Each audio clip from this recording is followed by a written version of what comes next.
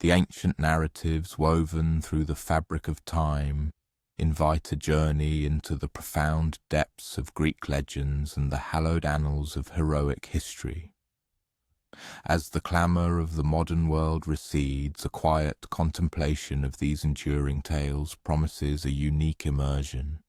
Indeed, an undeniable enchantment resides within these age-old stories.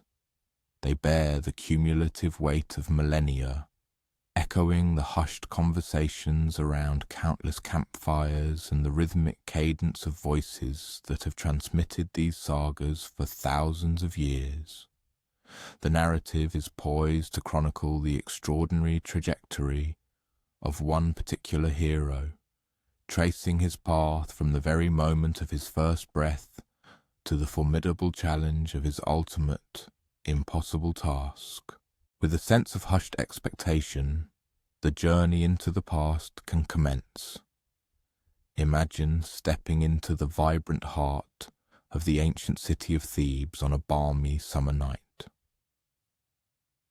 The very air is redolent with the inviting aromas of olive oil and the lingering scent of freshly baked bread from the day's labours.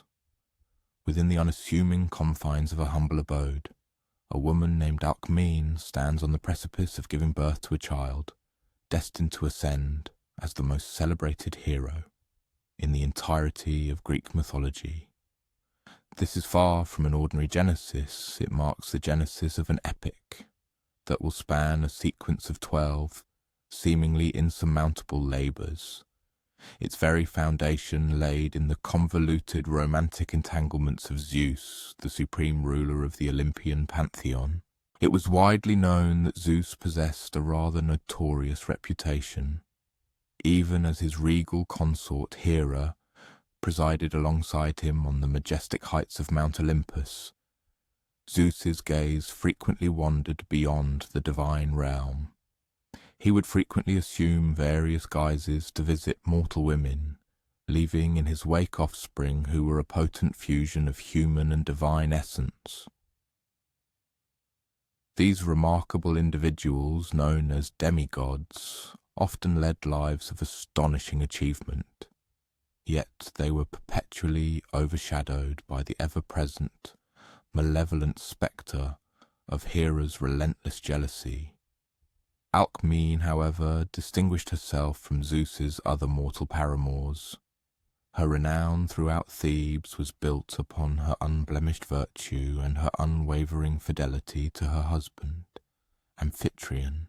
Yet for Zeus, such an exemplary reputation served not as an impediment, but rather as an irresistible challenge. One fateful night, while Amphitryon was engaged in a distant military campaign, Zeus cunningly assumed the precise likeness of Alcmene's absent husband and presented himself before her. Alcmene, utterly convinced that her beloved spouse had returned home unexpectedly early, welcomed him with an outpouring of joy. That singular deceptive night would irrevocably alter the course of her life, and indeed the very fabric of heroic destiny. Upon the genuine Amphitryon's return the following day, Alcmene found herself bewildered by his accounts of the previous evening, which starkly contradicted her own vivid memories. But by then the intricate web of divine deception had been irrevocably spun. Zeus had achieved his clandestine objective, and Alcmene would soon face the profound and unsettling realization that she was carrying the child of the mighty king of the gods. As the ensuing months unfolded, an astute observer within the household might have discerned subtle yet unmistakable differences in Alcmene's pregnancy. The unborn child's movements were marked by an unusual vigour, a strength that defied typical fetal development. Alcmene herself was visited by peculiar, vivid dreams that hinted at an extraordinary future. Simultaneously, high above on Mount Olympus, Hera was slowly but inexorably uncovering her husband's latest transgression. Hera's burgeoning fury was not merely fueled by jealousy, though that primal emotion certainly played a significant role. As the revered goddess of marriage and family, Zeus's incessant philandering represented a profound, personal affront to the sacred institutions she embodied. But this particular child, she sensed, would be exceptionally special. Zeus harbored grand, ambitious designs for him, and Hera, in her boundless wrath, simply could not permit such a destiny to unfold unchallenged. Finally, the night of the birth arrived, and a palpable tension permeated the very air, akin to the oppressive stillness preceding a violent thunderstorm. Alcmaeon's labour pains commenced, yet an unsettling irregularity soon became apparent. Hours stretched into more hours, and the attending midwives exchanged hushed, worried whispers. The infant should have emerged by now, but it seemed as though some unseen, potent force was actively impeding the natural progression of the birth. Unbeknownst to Alcmaeon, from the celestial heights of Mount Olympus, Hera had dispatched Eileithyia, the formidable goddess of childbirth, to station herself outside Alcmaeon's door. There Eileithyia sat, her legs deliberately crossed and her fingers tightly interlocked, channeling her formidable divine power to obstruct the birth. It was an ancient, potent form of magic, and its insidious effect was proving to be perfectly successful. Yet, as is often the case in these venerable sagas, ingenuity frequently finds a way to pierce through divine machinations. One of Alcmaeon's quick-witted servants, a resourceful woman named Galantis, observed something distinctly peculiar about the silent stranger positioned outside their door.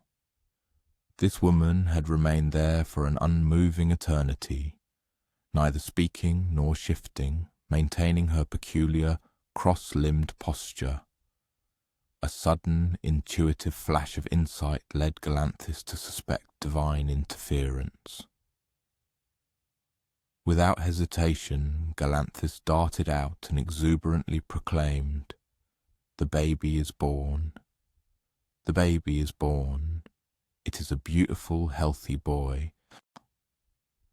Eileithyia, momentarily stunned and caught off guard by this unexpected announcement, involuntarily sprang to her feet, uncrossing her limbs in a reflex of surprise. In that precise instant, the malevolent spell was shattered. Alcmaeon's labour immediately resumed its natural, unimpeded course. The baby was delivered with a powerful, lusty cry that seemed to reverberate and shake the very foundations of the house. The midwives, witnessing his arrival, gasped in collective astonishment. He was demonstrably larger than any newborn they had ever assisted, possessing a grip so astonishingly strong that he nearly fractured the finger of the woman attempting to swaddle him. His eyes, when they finally opened, appeared to hold an intelligence and depth that far surpassed his mere moments of existence. He was initially named Alcaeus, signifying strength of Alcmaeon, but history would forever immortalize him by another, more profound appellation, Hercules, a name that translates to glory of Hera.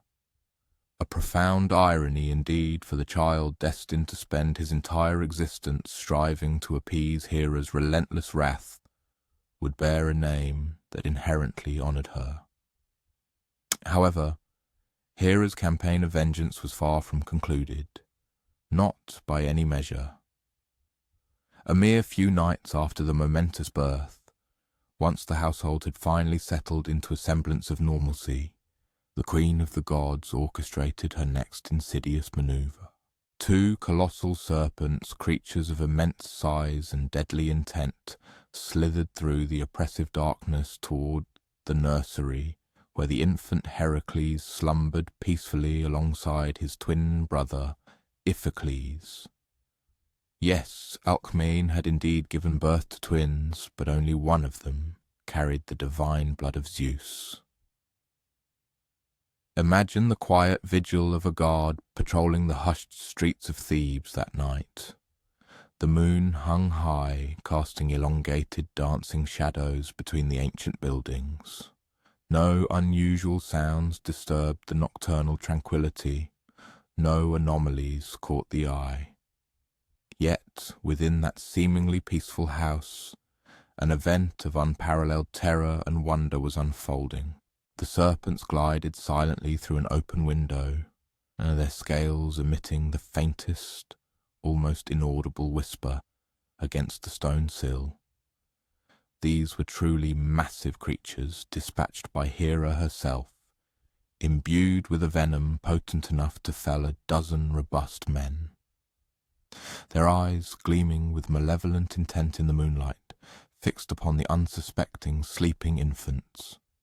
Iphicles, the mortal twin, was the first to awaken, his cries of terror a natural, instinctive reaction to the terrifying sight. His distress roused his parents, who rushed to the nursery, but by the time they arrived, they were confronted with a scene that would be recounted in Thebes for generations to come. There, in his crib, lay the infant Hercules gurgling contentedly, a massive serpent clutched firmly in each tiny fist. He was effortlessly squeezing them as if they were mere playthings, and these great, venomous snakes, these instruments of divine retribution, lay utterly lifeless. The baby, who should have been consumed by fear, was instead laughing with joyous abandon. The child, who should have been utterly helpless, had instead demonstrated a prodigious strength that simply defied comprehension for someone barely a week old. Amphitryon, witnessing this astonishing tableau, felt a profound understanding begin to dawn upon him. His wife's mysterious pregnancy, the agonizing difficulty of the birth, and now this utterly impossible display of infantile strength. This was undeniably no ordinary child. This was, without a shadow of a doubt, the son of a god. From that pivotal night forward, every member of the household understood that they were nurturing someone truly extraordinary. Hercules grew with breathtaking supernatural speed and strength. By the time he was a mere toddler, he possessed the ability to effortlessly lift stones that grown men struggled to even budge. At the tender age of 5, he could effortlessly outrun the swiftest horses. Yet this incredible strength was inextricably linked to a profound burden that would shadow him throughout his entire existence, Hera's unyielding, eternal hatred. This is not merely an anecdote about a remarkably strong infant. It represents the foundational chapter of a far more expansive and intricate saga concerning the profound and often tragic consequences when divine power starkly collides with the fragile reality of mortal life. Hercules did not choose his lineage as Zeus's son. He did not solicit supernatural strengths, nor did he invite Hera's relentless enmity. Yet, from the very instant of his miraculous birth, his arduous and fated path was irrevocably set. As the young Hercules matured, his parents, with admirable but ultimately futile dedication, endeavoured to provide him with as normal a childhood as possible. They enlisted the tutelage of the era's finest instructors, Linus for the art of music, Castor for the rigorous discipline of combat, and the wise centaur Chiron for the skills of hunting and the healing arts. However, even within the confines of these lessons, Hercules' inherent, extraordinary nature frequently manifested itself. When Linus, in an attempt to correct his lyre playing, offered a sharp word of admonishment, Hercules, in a moment of frustrated inadvertence, accidentally struck and killed him with the very instrument. Such tragic accidents became an unfortunate pattern. Hercules' unparalleled strength, coupled with his all-too-human emotional responses, invariably generated constant, unforeseen problems. He never intended to inflict harm, but when one possesses a physical power 10 times greater than anyone else, even the gentlest touch can inadvertently lead to devastating consequences. Meanwhile, from her majestic throne on Mount Olympus, Hera maintained a vigilant watch, biding her time. She had learned from past failures that direct assaults on the boy proved ineffective. He was simply too strong, too resilient for overt attacks. However, patience was a supreme divine virtue, and Hera commanded an eternity of it. She began to meticulously sow the seeds of a far more sophisticated and cruel revenge, one ingeniously designed to weaponize Heracles' very own prodigious strength against him. And so the hero progressed into manhood, cherished by his devoted family and revered by his adoring city, yet carrying within his very being the nascent seeds of both unparalleled greatness and profound tragedy. His birth was indelibly marked by extraordinary miracles and terrifying monstrous encounters, and his entire life would be defined by the relentless tension between his divine heritage and his deeply human heart. But what cataclysmic events ensue when that human heart is pushed beyond its limits? What happens when malevolent divine manipulation confronts a mortal's absolute breaking point? The chilling answer to that ominous question lies concealed within the deepening shadows that are already beginning to gather around Heracles' seemingly brilliant and promising future. Those very shadows, darkly alluded to, are poised to descend upon Heracles' life in the most excruciatingly cruel manner imaginable. The unfolding narrative will reveal how even the most indomitable hero can be utterly shattered, not by the force of external adversaries, but by the insidious manipulation of his own mind, orchestrated by the vengeful gods themselves. Consider Heracles now, a man in the full bloom of his prime.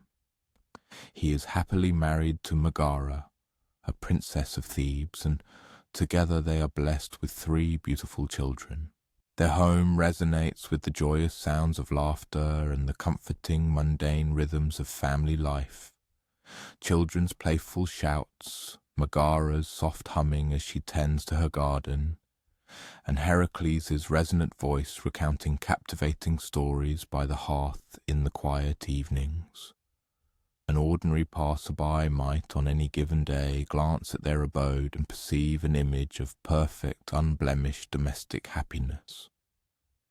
Heracles, a figure of immense physical prowess, had dedicated his extraordinary might to the betterment of his city, Thebes. His formidable presence had been instrumental in quelling the menace of brigands, ensuring the safety of wayfarers, and even providing invaluable assistance in the arduous construction projects that underpinned the city's burgeoning prosperity. At home, his beloved offspring found boundless joy in clambering upon him, their father a veritable living mountain, their gleeful shrieks echoing as he playfully tossed them into the air with tender care. Yet this tableau of domestic bliss and civic achievement had not escaped the unblinking, increasingly vexed gaze of Hera. To the queen of the gods, the sight of Zeus's illegitimate progeny not merely surviving but flourishing was an intolerable affront. Here was a mortal blessed with affection, esteem, and a devoted family, every component that should culminate in profound happiness. Such a fortunate existence in Hera's estimation was utterly unacceptable. Her prior attempts at direct, overt assaults had met with frustrating failure. Now, she resolved to unleash a stratagem far more insidious and psychologically devastating. It is often observed that the most exquisite torments are those which artfully transmute an individual's greatest assets into their most crippling liabilities. Heracles' defining attribute had always been his unparalleled strength. But what if that very strength, the source of his heroic renown, were to become an uncontrollable, destructive force? What if the raw power that had elevated him to legendary status were transformed into the very instrument of his most profound tragedy? In pursuit of this malevolent design, Hera dispatched Lyssa, the fearsome goddess of frenzied madness, to ensnare Heracles. This was no ordinary superficial derangement that manifests in public ravings and frothing at the mouth. This was a form of lunacy far more subtle, and consequently infinitely more terrifying in its insidious grip. It was the creeping, insidious kind of madness that gradually infiltrates the mind, systematically distorting perception and meticulously twisting the fabric of reality until the afflicted can no longer distinguish between a cherished friend and a mortal enemy. The onset of this dreadful affliction commenced on what initially appeared to be a perfectly unremarkable evening. Heracles was returning to his abode, weary but deeply satisfied after a full day spent assisting local farmers in the arduous task of relocating immense boulders from their fields. He anticipated a quiet, restorative dinner with his cherished family. However, as he drew near his dwelling, an unsettling premonition began to prick at his senses. The familiar sounds emanating from within seemed subtly altered, imbued with an unfamiliar dissonance. The innocent laughter of his children now struck him as menacing, and Megara's gentle voice, calling them in for their evening meal, carried an unsettling undertone of clandestine conspiracy. One might imagine a neighbour, perhaps diligently tending their own verdant garden as the twilight deepened, observing Heracles. He stood unnaturally still outside his own front door, his head cocked to one side as if straining to apprehend a sound perceptible only to him. A palpable tension, entirely absent that morning, now rigidified his broad shoulders. His hands, typically so tender and solicitous in their interactions with his family, were clenched into formidable, unyielding fists. Within the confines of their home, Megara and the children remained blissfully ignorant of the encroaching horror. She was diligently preparing the family's evening repast, freshly baked bread, still radiating warmth from the oven, succulent olives harvested from their own thriving tree, and a rich, savoury cheese acquired from the bustling market. The children, meanwhile, were engrossed in an exuberant game, their boundless energy manifested in a flurry of running and unrestrained giggling. It was, by all accounts, precisely the sort of idyllic domestic tableau that should have filled any father's heart with profound warmth and contentment. But when Heracles finally crossed the threshold, his eyes, now clouded by Lyssa's malevolent influence, failed to perceive his family. Her power had so utterly warped his perception that he saw only adversaries surrounding him. His beloved wife, Megara, appeared to him as a grave threat, an enemy requiring immediate elimination. His precious children, the very essence of his joy, were transmuted into the monstrous progeny of his foes, seemingly dispatched to orchestrate his downfall. The ensuing tragedy unfolded with a horrifying, precipitous swiftness. Heracles, utterly convinced he was defending himself against a host of attackers, unleashed his prodigious strength to combat what he perceived as grotesque monsters and formidable enemies. Yet there were no monsters lurking in the shadows. There were no enemies poised to strike. There was only his loving family, who had placed their absolute trust in him and were utterly unprepared for the cataclysmic assault that erupted without warning. When the oppressive shroud of madness finally began to recede, Heracles found himself standing amidst the wreckage of his own home, surrounded by a scene of unimaginable devastation. The brutal, unvarnished reality of his actions crashed over him like a frigid, merciless wave. His cherished wife, his beloved children, all irrevocably lost, extinguished by his own hands. The very strength that had been intended as their shield, their protector, had become the instrument of their utter annihilation. One can almost visualize the precise moment his vision cleared completely. The last vestiges of the evening light streamed through the shattered window, starkly illuminating a scene of such profound heartbreak that it might have moved even the most stoic of the Olympian gods to tears. Heracles collapsed to his knees, his legendary strength rendered utterly impotent against the crushing weight of his grief and the horror of his deeds.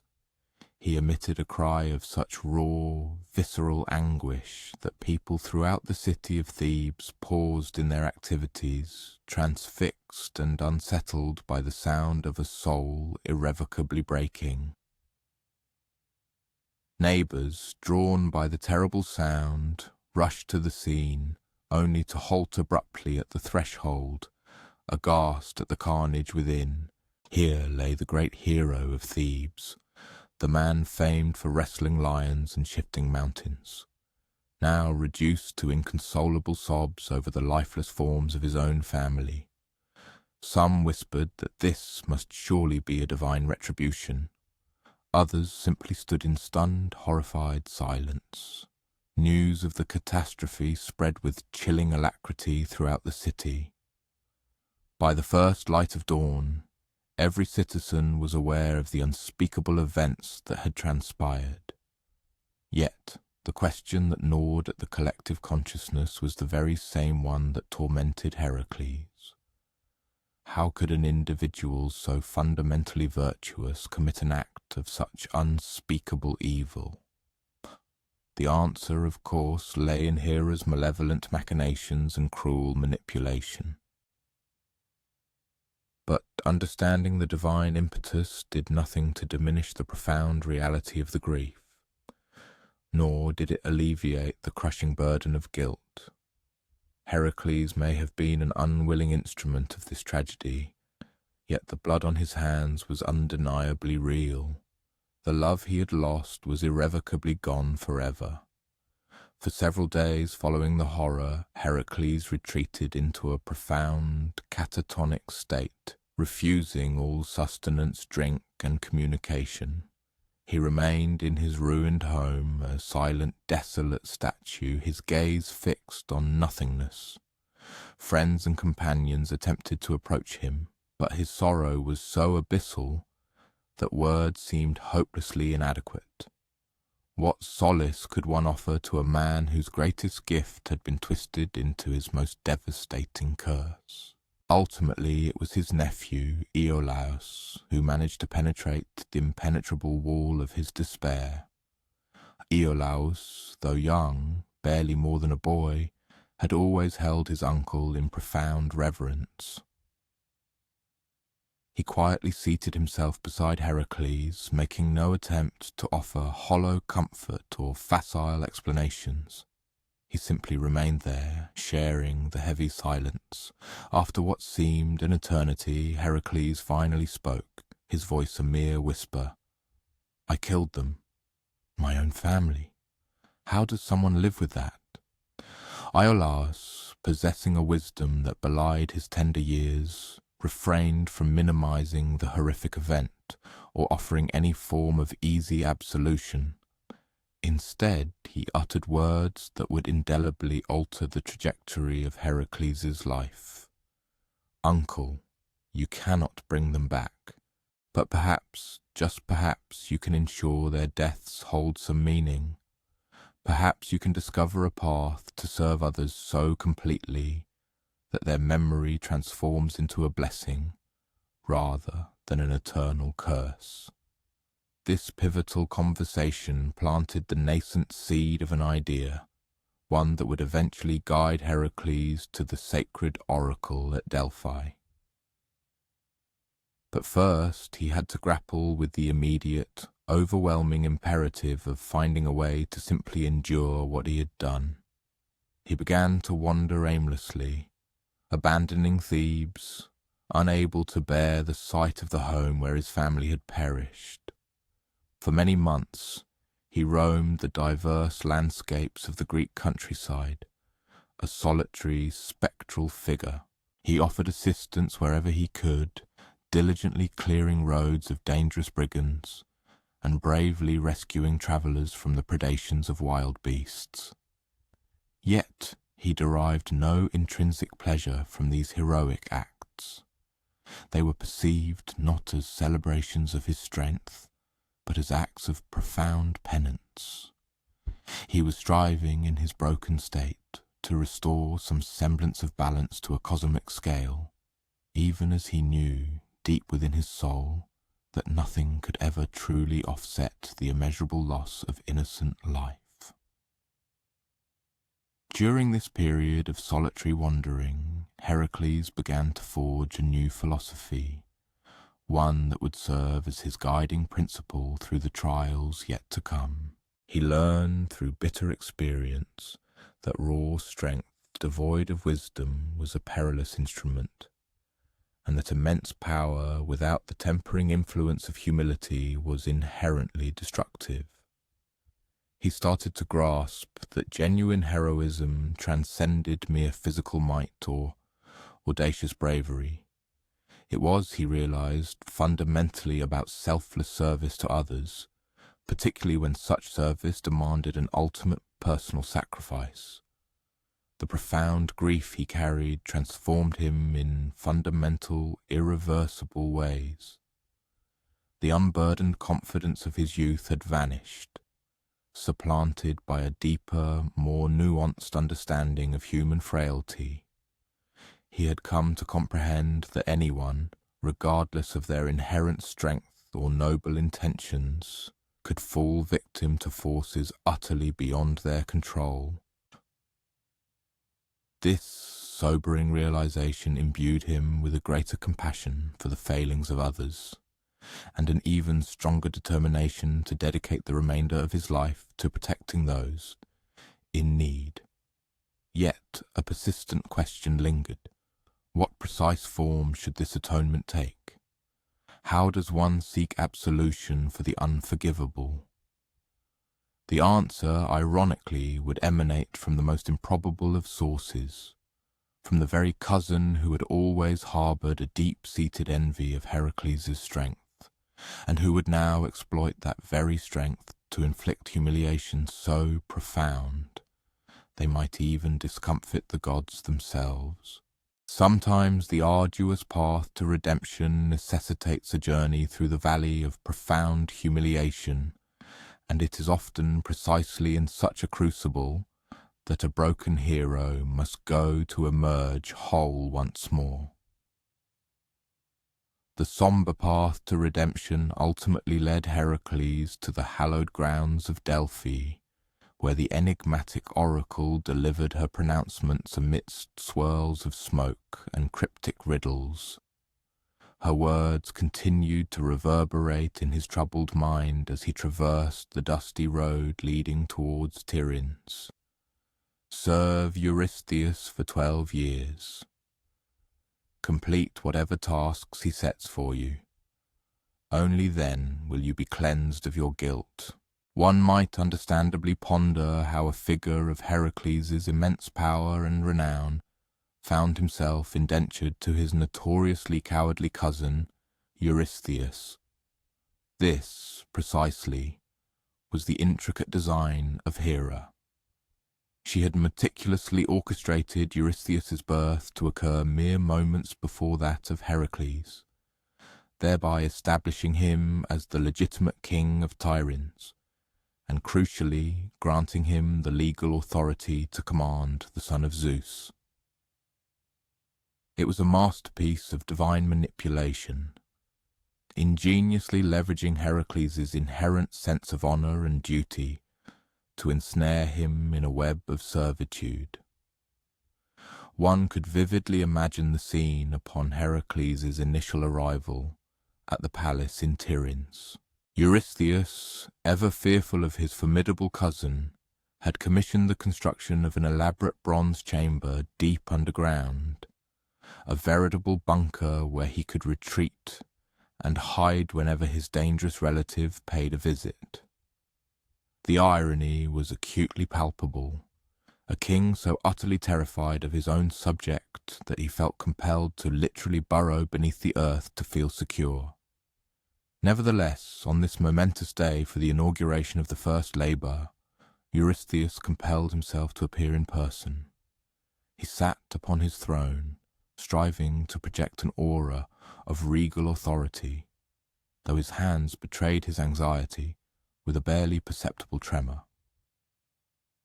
Heracles knelt before him, and the profound internal struggle etched upon the hero's face was plainly visible. Every instinct within him screamed to reject this profound humiliation, yet his solemn promise to the oracle held him steadfast and unyielding. "Your first task," Eurystheus announced, his voice momentarily cracking under the strain, "is to kill the Nemean lion and bring me its hide as proof."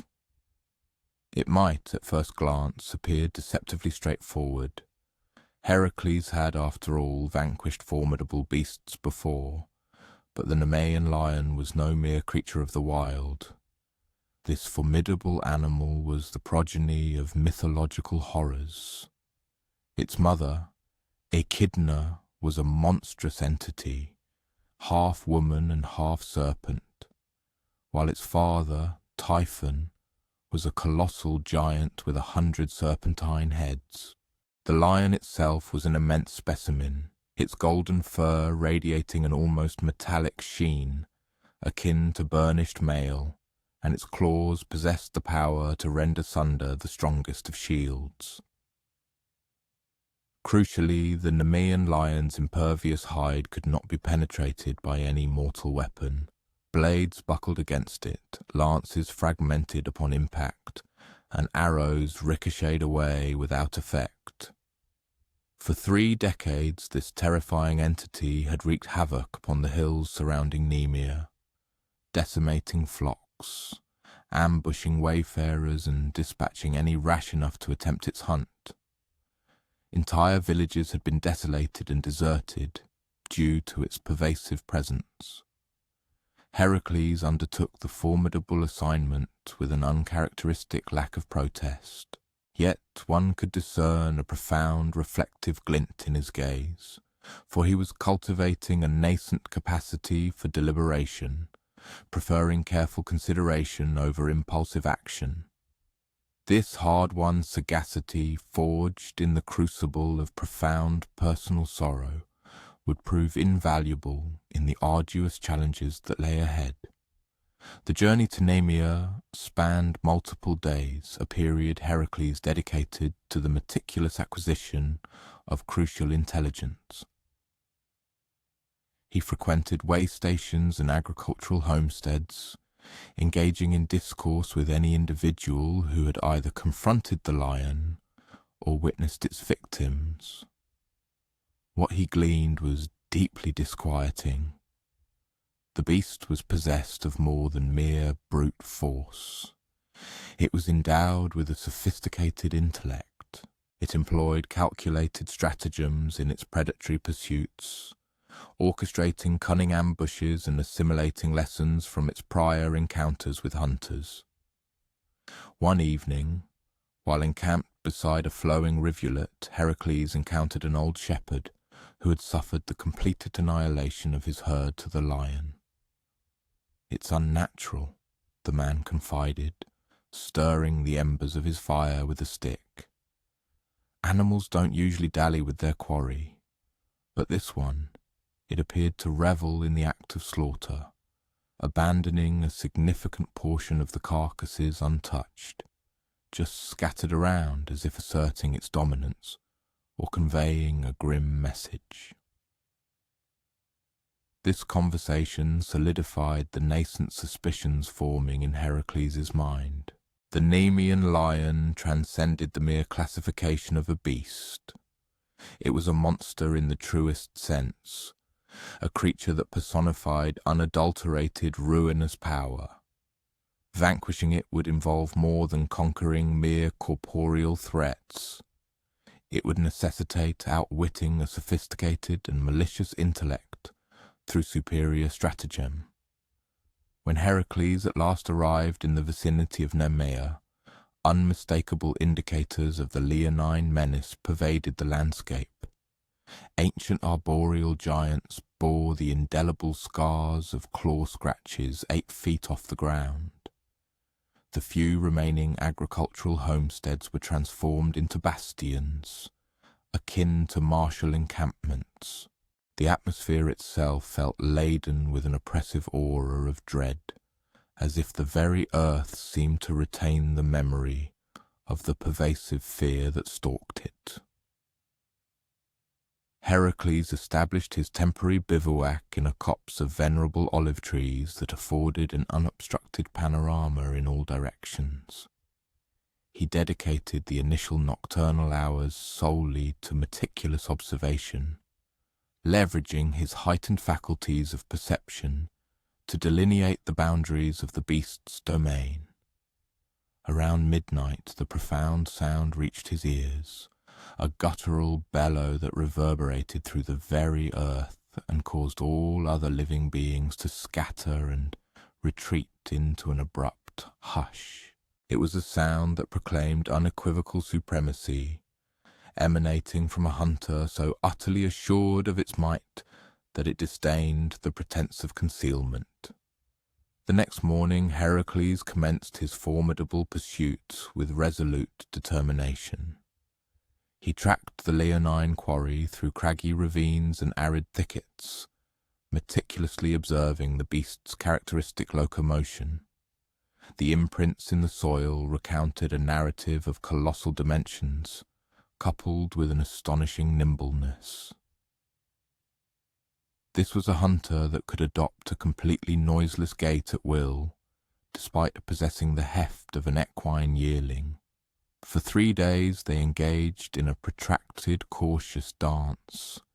Heracles discerned fleeting flashes of the radiant pelt gliding through the dense thicket. The formidable feline in turn appeared to be scrutinizing its pursuer with equal intensity. There was a palpable sagacity emanating from these mutual observations that elicited a visceral sense of unease within Heracles. This was far exceeding the simple dynamic of hunter and hunted. It was a formidable monstrosity assessing a formidable challenger. On the 4th day, Heracles resolved to validate his hypotheses regarding the lion's imperviousness. He took up a vantage point upon an elevated crest, affording an unobstructed trajectory, and discharged his finest shaft, propelled by the full measure of his honed prowess and divine vigour. The arrow impacted the leonine shoulder with pinpoint accuracy and ricocheted away without effect. The beast remained utterly unperturbed. Instead, it turned to look directly at Heracles and revealed its formidable canines in an expression that could only be characterized as a chilling, mocking grin. That night, solitary beside his flickering campfire, Heracles grappled mentally with the perplexing conundrum. His blade proved incapable of incising the hide. His shafts were powerless to penetrate it. Even his formidable cudgel, fashioned from the unyielding wood of an olive tree and possessing the density of forged metal, appeared utterly insufficient against those preternatural protections. How, indeed, does one vanquish something that cannot be killed by orthodox methods? The solution slowly crystallized in his mind, forged through careful scrutiny and deductive reasoning. If the hide could not be perforated externally, might an internal vulnerability exist? If conventional armaments were futile, what about the singular instrument of destruction he perpetually possessed, his own hands? The plan he developed was exceptionally perilous. He would need to get close enough to the lion to engage in direct, physical combat, close enough for those lethal talons and formidable canines to find their mark. But it was the sole viable strategy with any prospect of success. He would have to constrict the creature's throat, leveraging its formidable power to its own detriment. The culminating clash unfolded in a constricted gorge flanked by precipitous slopes, an inherent amphitheatre from which neither combatant could readily withdraw. Hercules advanced into the chasm with the first blush of morning, eschewing any pretense of clandestine approach. He desired the formidable feline to be fully cognizant of his imminent arrival. He wanted this to be an equitable contest, a confrontation between two apex hunters. The Nemean lion materialized from its lair as if molten aurum had been cast into the very embodiment of demise. It surpassed Heracles' anticipations in its colossal stature, with a resplendent ruff that appeared to emanate an intrinsic luminescence. For a moment, they engaged in a silent, intense, ocular exchange, the monster that had held a vast territory in thrall for countless years, and the hero who had arrived to dismantle its dominion. Then the lion launched itself forward with astonishing velocity for something so immense. Heracles made no attempt to evade or employ any implement. Instead, he intercepted the assault directly, encircling the creature's formidable throat with his powerful limbs just as its razor-sharp talons scored his pectoral region. The agony registered instantly and with searing severity, but Heracles maintained his tenacious hold. What followed was more a grueling ordeal of unadulterated resolve and sheer stamina than a conventional skirmish. The lion convulsed violently and emitted ear-splitting bellows, trying desperately to dislodge this improbable quarry that refused to die. Its claws lacerated Heracles' dorsal and lateral regions. Its immense mass imperiled him with suffocation, but Heracles sustained his tenacious hold, gradually constricting his powerful embrace around the creature's throat. Minutes passed. The lion's resistance intensified into a frantic frenzy, then progressively waned. Heracles felt his own vitality diminish, sapped by hemorrhage and profound fatigue, but he refused to relinquish his vice-like grasp. This was the profound lesson gleaned from his prior tribulations. Triumph sometimes necessitates the forfeiture of all, even the assurance of one's continued existence. Finally, the colossal creature convulsed once more, then fell utterly inert. The scourge of Nemea lay lifeless, vanquished not by blade nor shaft, but by the unadorned, formidable might of human resolve. Heracles relinquished his hold and tumbled onto his back, heaving for breath and hemorrhaging, yet undeniably breathing. The assignment, however, remained unfinished. King Eurystheus had explicitly stipulated the acquisition of the leonine pelt as irrefutable evidence, and procuring the formidable hide presented a nearly equivalent degree of difficulty to slaying the beast itself. For, it must be remembered, the radiant golden fur retained its impervious quality, even in lifelessness. Heracles attempted to employ every edged weapon in his possession, but they all proved utterly incapable of inflicting the slightest incision. Then a flash of ingenuity illuminated his mind. If no external implement could breach the hide's defences, might the creature's own formidable talons offer a solution? Employing one of the beast's naturally honed, formidable claws, Hercules meticulously flayed the formidable animal.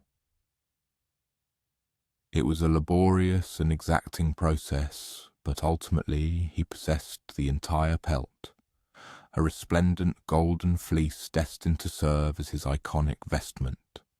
When Heracles made his triumphant return to the stronghold of Tyrins, draped in the formidable leonine pelt as a majestic mantle, the impact upon King Eurystheus proved instantaneous and deeply unsettling.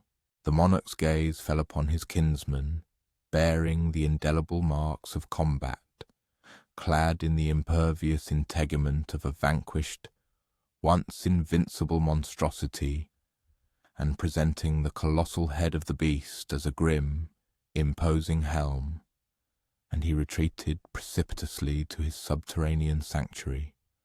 Henceforth Eurystheus would conduct all discourse with Heracles solely via an intermediary messenger.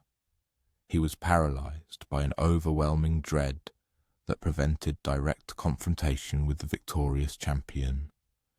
And perhaps such a reaction was prudent, for a profound metamorphosis had transpired within Heracles during this first labour. He had assimilated the crucial truth that even the seemingly insurmountable can be surmounted with a judicious amalgamation of valour, strategic acumen, and an indomitable, unwavering tenacity. But as he remained solitary within the vacant regal hall, attending to the muted utterances of Eurystheus coming up from the subterranean bronze sanctum below, Heracles knew this was merely the genesis of his ordeal. A further 11 arduous tasks loomed on the horizon, and the malevolent sway of Hera intensified with every triumph achieved. The existential queries that would perpetually assail his thoughts were already beginning to coalesce. What happens when valour alone proves insufficient? What ordeal could potentially shatter the very hero who had subdued the unassailable leonine monstrosity? The resplendent pelt of the golden lion shimmered under the nascent rays of the morning sun, as Heracles proceeded toward the bronze-clad sanctuary of Eurystheus. Tidings of his inaugural triumph had disseminated across the Hellenic lands, and throngs of populace thronged the thoroughfares just to behold a fleeting vision of the champion who had achieved the unattainable. Heracles, however, registered their adulation with scant acknowledgment. His intellect was already engaged in contemplating the forthcoming ordeal. From the secure confines of his subterranean refuge, the monarch Eurystheus's voice reverberated upwards through a specialized acoustic conduit, an ingenious contrivance designed to facilitate the issuance of commands, without necessitating a direct encounter with the formidable visage of his triumphant kinsman. "Your second labour," the sovereign proclaimed, his utterances muffled and rendered indistinct by the resonant bronze partitions, "is to annihilate the monstrous Lernaean Hydra. And on this occasion, your undertaking shall be solitary." That last instruction carried significant weight. Having observed the formidable manner in which Heracles had vanquished the Nemean lion, Hera, ever the cunning manipulator, had subtly insinuated a crucial modification into Eurystheus's decrees. No allies, no associates, the hero must confront this abyssal creature in absolute solitude, relying solely upon his inherent might and keen intellect.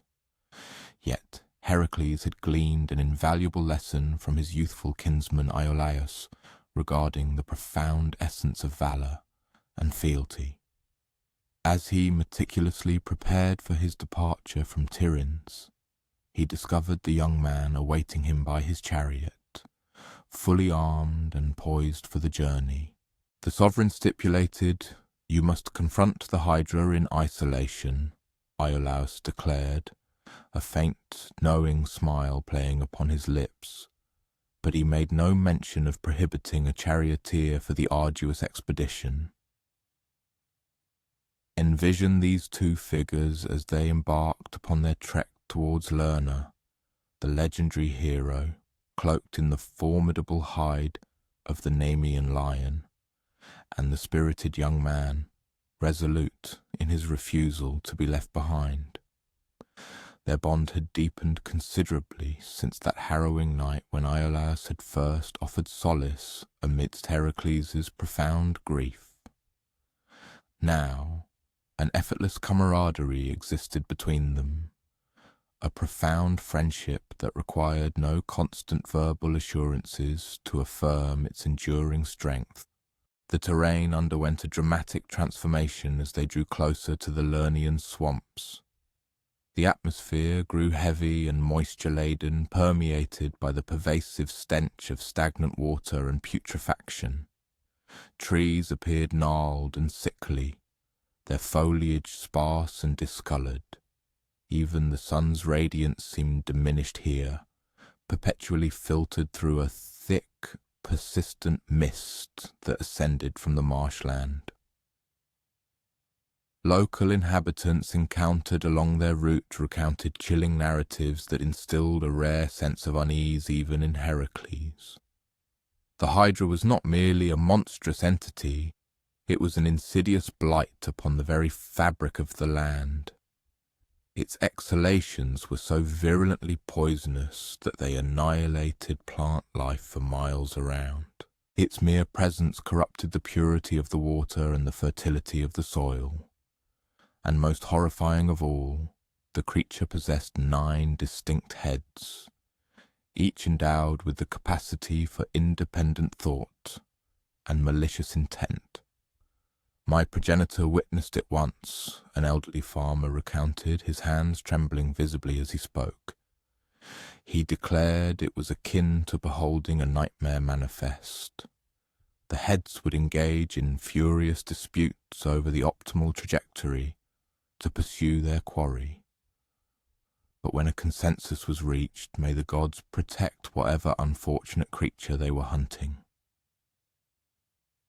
As they neared the Hydra's infamous lair, the undeniable manifestations of its malevolent influence became impossible to disregard. Lifeless fish floated listlessly, belly up, in streams that should have teemed with vibrant aquatic life. Birds plummeted from the sky, having ventured too close to the noxious swamp. Even the insect population seemed grotesquely altered, abnormally enlarged, unnervingly aggressive, mutated by prolonged exposure to the monster's virulent toxins. Hercules and Iolaus established their encampment on a strategic hill overlooking the marsh, maintaining a cautious distance to avoid risking exposure to the creature's lethal breath. From their elevated vantage point, they could discern the Hydra's sanctuary, a massive spring where dark, murky water perpetually bubbled up from deep subterranean caverns. The perimeter of this ominous spring was grimly adorned with the bleached skeletal remains of innumerable victims, both animal and human, a silent testament to the monster's indiscriminate brutality. That evening, as they meticulously strategized their approach, Hercules shared his insightful observations with Iolaus. "It is not solely the venom we must contend with," he remarked, his gaze intently fixed upon the lair through the encroaching twilight. "Observe the haphazard scattering of those bones. The Hydra does not merely kill, it delights in tormenting its prey. Indeed, the macabre arrangement of the skeletal remains unequivocally suggested a creature possessing a cruel and calculating intellect. Some skeletons were grotesquely posed as if desperately attempting to escape in their final moments, while others were meticulously piled into neat stacks, like grotesque trophies. This was not the random carnage of a mindless beast. It was the deliberate handiwork of an entity that derived perverse pleasure from instilling terror. The following morning heralded their initial direct confrontation with the colossal monster. Hercules advanced towards the spring in solitary fashion, adhering to the king's specific mandate, while Iolaus remained at a secure distance with the chariot and horses. Their preliminary strategy was straightforward: entice the Hydra out, engage it in direct combat, and trust that the lion's impervious hide would offer sufficient protection against its potent poison. What they had critically failed to anticipate, however, was the Hydra's uncanny patience. For what seemed like interminable hours, Hercules stood at the marsh's edge, issuing defiant challenges, hurling stones into the murky water, and even discharging flaming arrows. Yet nothing stirred. The spring remained eerily still and profoundly dark, offering no discernible indication of the immense life lurking within its abyssal depths. It was only when Hercules, exasperated by the creature's apparent lack of response, turned to withdraw, that the Hydra finally made its move. The water violently erupted as something colossal ascended from the spring. First one head emerged, then another, then yet another, until 9 sinuous serpentine necks writhed menacingly above the surface, resembling a grotesque forest of malevolent trees. The creature's gargantuan body, when it fully materialized, proved even more horrifying than the most dire legends had suggested. It possessed the colossal bulk of an elephant, its form covered in dark, glistening scales that shimmered with moisture. Each head was uniquely terrifying. Some were crowned with formidable horns, others boasted elaborate frilled necks, and a select few sported multiple rows of razor-sharp fangs, yet all shared the same piercing, burning red eyes and an identical expression of intelligent, malevolent hatred. The attack was instantaneous and multi-directional, 9 heads striking with independent ferocity, each attempting to encircle Hercules while the others provided relentless support. It was akin to battling 9 distinct serpents simultaneously, each one learning and adapting from the successes and failures of its brethren. Hercules' initial instinct was to employ his formidable club, and at first this approach appeared effective. A powerful, crushing blow shattered one of the smaller heads, sending the colossal creature recoiling with a guttural howl of pain from its remaining 8 mouths. But as Hercules watched in dawning horror, an impossible phenomenon occurred. Where one head had been annihilated, 2 new ones rapidly began to sprout in its place. This was the Hydra's most terrifying attribute, a regenerative capacity that no amount of brute strength could ever overcome through direct assault. Each severed head regenerated as 2, rendering the creature stronger rather than weaker. Hercules realized with a surge of growing desperation that his customary approach, overwhelming force applied with unwavering determination, would only serve to empower his monstrous adversary. The ensuing battle rapidly devolved into a harrowing nightmare of frantic dodging and agile weaving as an ever-increasing number of heads proliferated from each previous wound. What had begun as 9 formidable opponents quickly escalated to 11, then 13, then a daunting 15. Concurrently, the Hydra's poisonous breath grew more intensely concentrated as its numbers swelled, compelling Hercules to fight while agonizingly holding his breath and keeping his eyes half closed against the blinding corrosive fumes. But one must recall Iolaus, observing from his supposedly secure distance. The astute young man intuitively grasped that conventional combat tactics were utterly futile in this unique predicament. He perceived this confrontation as an intricate puzzle disguised as a battle, demanding a swift and ingenious solution rather than mere physical prowess. His mind conjured vivid recollections from his childhood, ancient tales of regenerating monsters, where the ultimate and permanent vanquishing of such foes invariably involved the application of fire. Acting upon a sudden flash of inspiration and a surge of desperate courage, Iolaus impulsively drove the chariot directly into the raging maelstrom of battle. He leapt down, brandishing a blazing torch, reaching the monstrous hydra precisely as Hercules severed yet another head.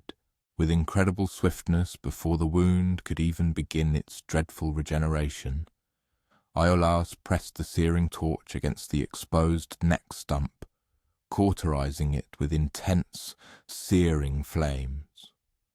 The effect was immediate and utterly decisive. The burned wound did not regenerate, instead it sealed permanently, leaving the hydra with one fewer head and absolutely no means to replace it. Hercules understood the profound implication instantly, and he flashed his nephew a wide grin, radiant with unadulterated admiration. What ensued was a breathtaking choreography of perfect coordination between the mighty hero and his indispensable helper. Hercules struck with surgical precision, systematically severing the monstrous heads one at a time, while Iolaus followed with his torch, sealing each gaping wound before the insidious regeneration could even commence. This intricate operation demanded not only split-second timing, but also an unshakable bond of absolute trust. Even a fleeting moment of hesitation, a single misstep, and the Hydra's numbers would have surged beyond control, rendering their valiant efforts futile. The colossal monster, comprehending the dire nature of its predicament, descended into a state of escalating desperation. Its remaining heads lashed out with renewed fury, attempting to annihilate both heroes before they could continue their methodical dismantling. Virulent poison sprayed in every direction. The creature's massive body thrashed violently, attempting to crush them beneath its immense weight. But Hercules and Iolaus had found their unwavering rhythm. Head after head succumbed to the club's might, and was irrevocably sealed by the purifying flame. The initial count of 9 steadily receded to 8, then 7, then 6. With each successful reduction, the Hydra's once formidable coordination fractured, its remaining heads succumbing to panic and striking out erratically rather than executing a unified strategic assault. When only a solitary head remained, the Hydra made a final desperate attempt to escape.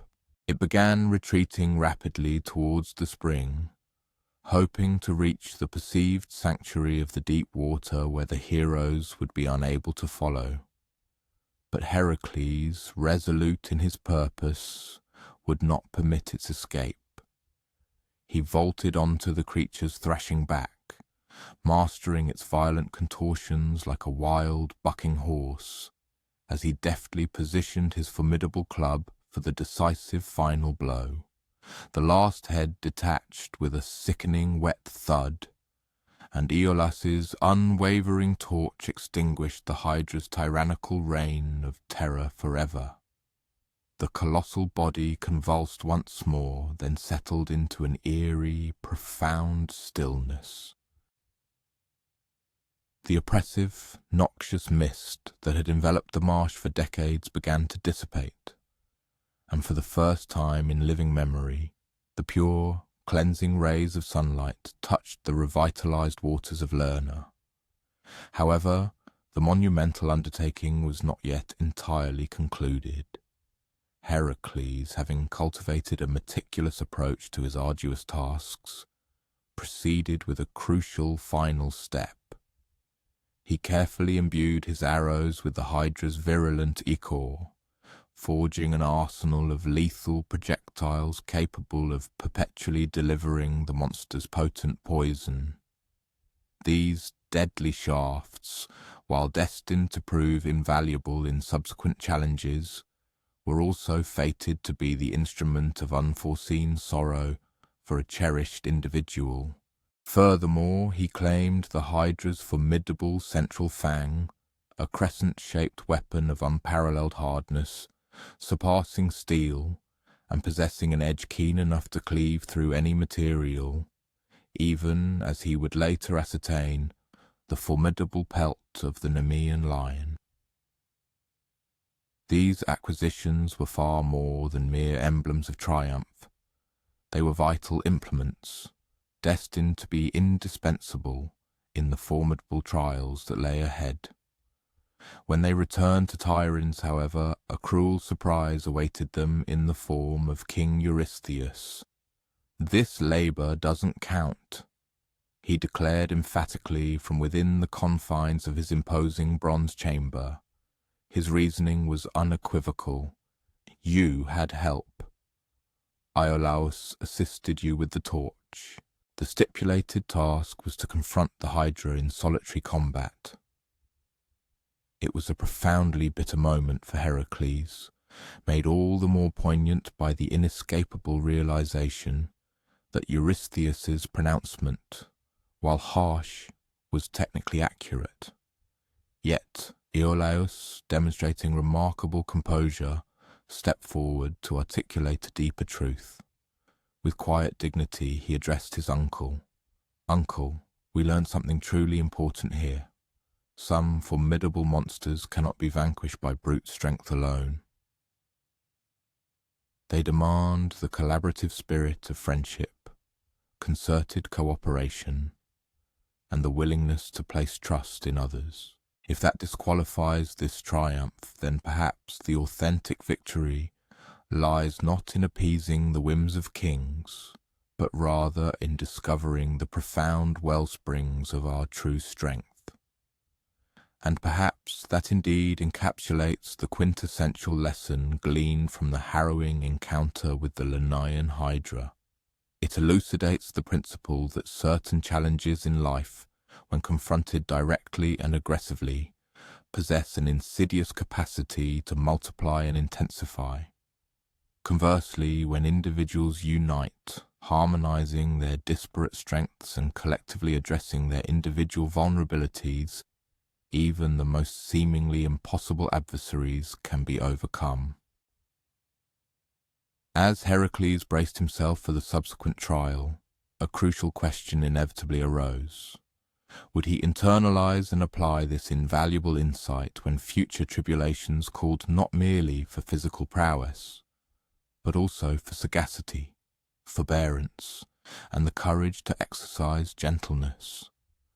An undeniable shift had occurred within the strained dynamic between Heracles and his tormentor, Eurystheus. Following the contentious dispute surrounding the Hydra's defeat, a discernible change in strategy began to inform the king's subsequent assignments. Eurystheus, in his calculating malevolence, had seemingly grasped that overwhelming physical might alone would prove insufficient to truly humble and degrade his formidable cousin. Instead, he now contemplated a more insidious and refined method of torment, one that promised a deeper, more psychological form of suffering. "Your third monumental undertaking," Eurystheus declared, his voice resonating with an unmistakable undertone of malicious delight as it emanated from his speaking tube, "is to apprehend the illustrious Cerenaean hind, ensuring her survival and delivering her to my presence completely unscathed. You are allotted precisely 1 full year to successfully execute this demanding assignment." Initially, the nature of this new task might have seemed to offer a welcome respite, a stark contrast to the preceding struggles against monstrous entities possessing venomous exhalations and uncanny regenerative capabilities. The mere mention of a deer as the objective could lead one to underestimate its inherent difficulty. However, as Hercules absorbed the comprehensive portrayal of his quarry, a chilling comprehension dawned upon him regarding the assignment's malevolent ingenuity. The Ceryneian hind was no ordinary cervid. She was an animal of unparalleled aesthetic splendor, adorned with magnificent golden antlers that shimmered with the brilliance of ensnared sunbeams, and equipped with bronze hooves that produced a melodic, bell-like chime with every swift stride. Crucially, her sacred status was paramount. She was consecrated to Artemis, the revered goddess of the hunt, and had been explicitly designated for divine safeguarding. To inflict any fatal injury upon her would undoubtedly incur the furious vengeance of Artemis herself. Yet, the most profoundly wicked aspect of this formidable challenge lay in the hind's extraordinary velocity. This creature possessed a speed that surpassed any known mortal conception, capable of effortlessly outstripping the very wind and traversing vast distances hundreds of miles within the span of a single day, all without exhibiting the slightest sign of fatigue. For an entire year, Hercules was condemned to relentlessly track this seemingly unattainable beast, under the strict proviso that he inflict no injury upon her. He was acutely aware that any misstep or ultimate failure in this pursuit would not merely result in his personal ignominy, but would also inevitably invite severe retribution from the divine realm. One might envision Hercules in his preparations for this particular labour, which diverged dramatically from the violent confrontations he had hitherto engaged in. Rather than assembling his customary arsenal of weapons and protective armour, he meticulously gathered hunting nets, sturdy ropes, and ample provisions, anticipating an exceptionally protracted expedition. Iolaus, ever the loyal companion, extended an offer of assistance, proposing to accompany him. However, Hercules gently declined, a subtle shake of his head conveying his resolve. He articulated his reasoning, stating, "This is an undertaking I must face in solitude. Not solely because Eurystheus has dictated this condition, but rather because I perceive a profound personal lesson awaiting me within this solitary endeavour." The arduous pursuit commenced amidst the undulating hills surrounding Cerynea, a region where the elusive hind was most frequently observed. Indigenous shepherds spoke of her in hushed tones, their narratives recounting fleeting sightings of a luminous golden presence streaking through the dense forest with unimaginable swiftness. She resembles a fragment of the sun itself, detached and imbued with the power of flight. An aged woman imparted to Hercules, her voice imbued with a sense of awe, of possessing an ineffable beauty, yet utterly beyond the grasp of any mortal. Throughout the initial several months, Hercules meticulously tracked the hind, employing traditional hunting techniques. He assiduously followed her distinctive hoof prints, a task rendered relatively straightforward by the unique clear indentations her bronze hooves imprinted upon the yielding earth. He diligently assimilated knowledge of her favoured routes, the pristine springs where she quenched her thirst, and the verdant meadows where she peacefully grazed. However, each instance he drew sufficiently near to glimpse her, she would inexplicably dissipate, vanishing as swiftly and ethereal as a golden reverie. The hind, it appeared, was acutely cognizant of his relentless pursuit, yet she did not exhibit the panicked flight characteristic of a typical wild creature. Rather, their ongoing chase possessed an almost mischievous, playful characteristic. She would serenely browse in an open meadow until Hercules approached just within striking distance for an attempted capture, only to then spring away with movements so fluid and exquisitely coordinated they resembled a meticulously rehearsed ballet. On occasion she would even pause, turning her head to gaze back at him, as if to ascertain his continued presence in the arduous game. The warmth of summer gradually yielded to the crisp embrace of autumn, which in turn transitioned into the chill of winter. Heracles, through meticulous observation, began to discern the subtle shifts in the seasons by studying the hind's migratory patterns and habits. During the sun-drenched months of summer, she showed a distinct preference for the elevated mountain meadows. As autumn's hues painted the landscape, she would relocate to the ancient oak groves, where an abundance of fallen acorns offered an effortless source of sustenance. Winter's arrival would typically find her sheltering in the lower valleys, drawn to the streams whose waters remained invitingly warm, fed by subterranean springs. Yet, despite Heracles' growing mastery of her routines and preferences, he remained utterly incapable of bridging that crucial, final distance. The elusive hind consistently maintained her lead, always a single stride ahead, perpetually just beyond the grasp of capture. For an individual whose entire existence had been predicated on resolving dilemmas through sheer physical power and unwavering resolve, this ceaseless cycle of tantalizing proximity followed by ultimate evasion evolved into a peculiarly subtle and persistent form of psychological torment. It was amidst the protracted, frigid nights of winter, as he bivouacked in solitary contemplation beneath a canopy of stars that appeared impossibly remote and indifferent, that Heracles commenced to grasp the profound, underlying lesson inherent in this arduous assignment.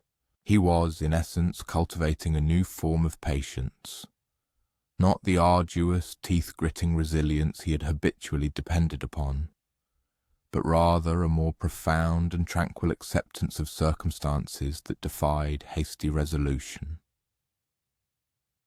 His perception sharpened, leading him to observe intricate particulars he had previously overlooked: the ethereal ascent of morning mist from winding streams, the unique luminescence that permeated the foliage of diverse arboreal species, and the evolving melodies of avian choruses that resonated with the changing seasons.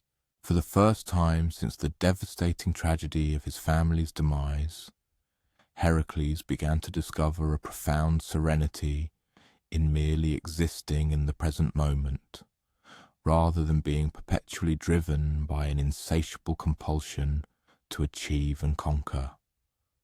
With the advent of spring, a subtle yet significant alteration became apparent in the intricate dynamic between the relentless hunter and his elusive quarry. While the Ceryneian hind continued to evade definitive capture, a new pattern emerged. There were now instances when she would no longer immediately bolt at Heracles' cautious approach.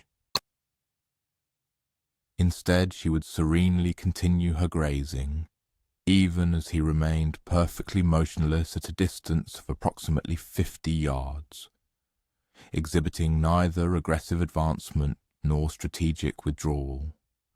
Such tranquil interludes grew progressively more common and extended in duration as the ensuing months unfolded.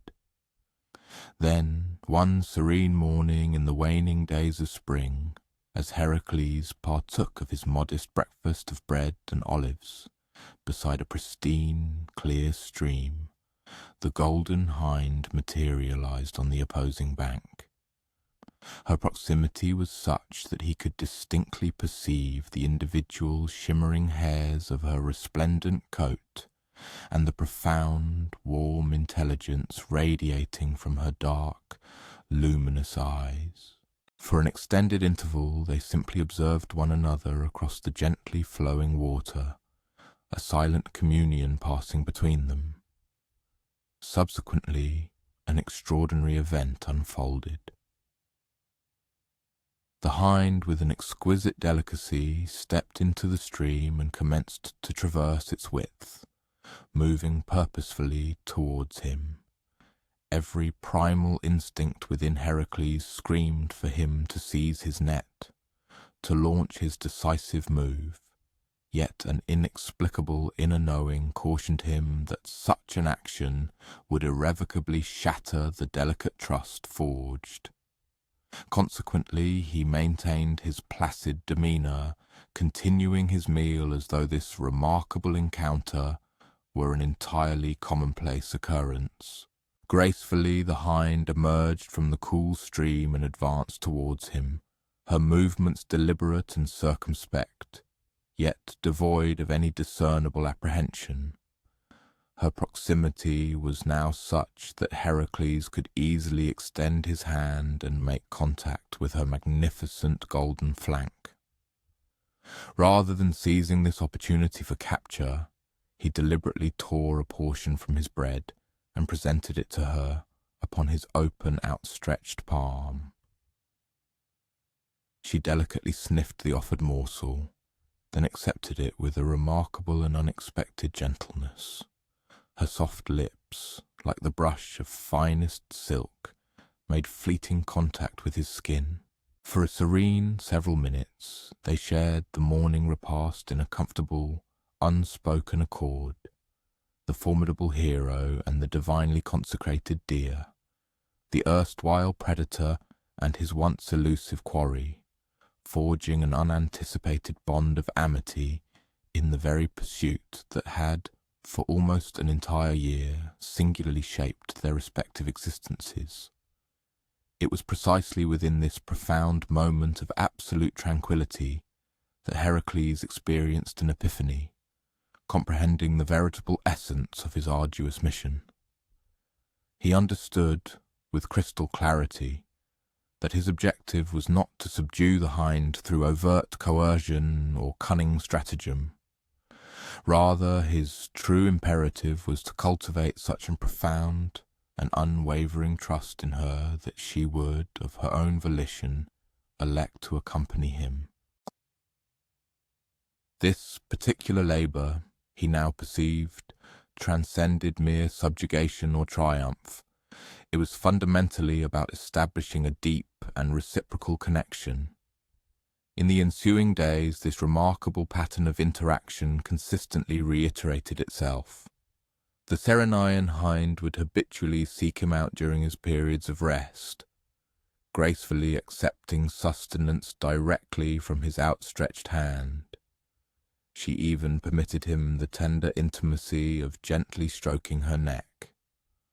Crucially, however, she steadfastly preserved her autonomy, never venturing into such close proximity that he might, against her consent, attempt to physically restrain her. Ultimately, with the stringent year-long deadline approaching its conclusion, a mere week remaining, Heracles arrived at a resolution that astonished even his own seasoned judgment. He approached the magnificent hind not armed with the customary implements of capture, such as ropes or nets, but rather with the power of articulate discourse. "Noble lady," he addressed her with profound formality, an overt recognition of her divine and sacred essence, "I am in dire need of your assistance. I approached you not in the guise of a hunter seeking to ensnare prey, but as an individual humbly requesting a boon from a trusted companion." He then candidly elucidated his predicament, detailing the arduous labours imposed upon him, confessing the profound burden of guilt he carried regarding his family's tragic fate, and expressing his fervent yearning for redemption. The hind, in turn, listened with what appeared to be an earnest and profound attentiveness, her head inclined in a posture that conveyed an almost human-like contemplation. Upon the cessation of his heartfelt appeal, the hind advanced towards him and, to Hercules' utter astonishment, gracefully lowered herself to rest at his feet. She was unequivocally offering herself of her own accord, placing implicit trust in his solemn pledge that no harm would befall her. It was a singular moment of such unadulterated grace and emotional resonance that Hercules found his eyes welling with unexpected tears. The subsequent journey back to the formidable stronghold of Tiryns proved to be an experience entirely unparalleled in Heracles' extensive history. The Ceryneian hind, now a willing associate, ambled alongside him with the quiet steadfastness of a true companion. At times she would venture ahead, her keen senses scouting the terrain, while at others she would leisurely fall behind, her curiosity piqued by intriguing scents that wafted through the air. Despite possessing the inherent capability to bolt and vanish at any given instant, she consciously elected to remain by his side. This profound and deliberate choice on her part irrevocably altered the fundamental character and essence of the entire labour. Upon their arrival at the royal palace, Eurystheus, the tyrannical king, made a rare appearance, emerging from the depths of his subterranean chamber, a space he had not vacated since the commencement of Heracles' arduous trials. The spectacle of the resplendent golden hind, calmly strolling unbound alongside the formidable hero, was so utterly unforeseen and astonishing that even the notoriously timid monarch was compelled by an irresistible surge of curiosity to venture forth. "By what means did you manage to apprehend her?" Eurystheus inquired, his tone betraying a clear expectation of hearing an account detailing either ingenious stratagems or an exhibition of overwhelming physical might.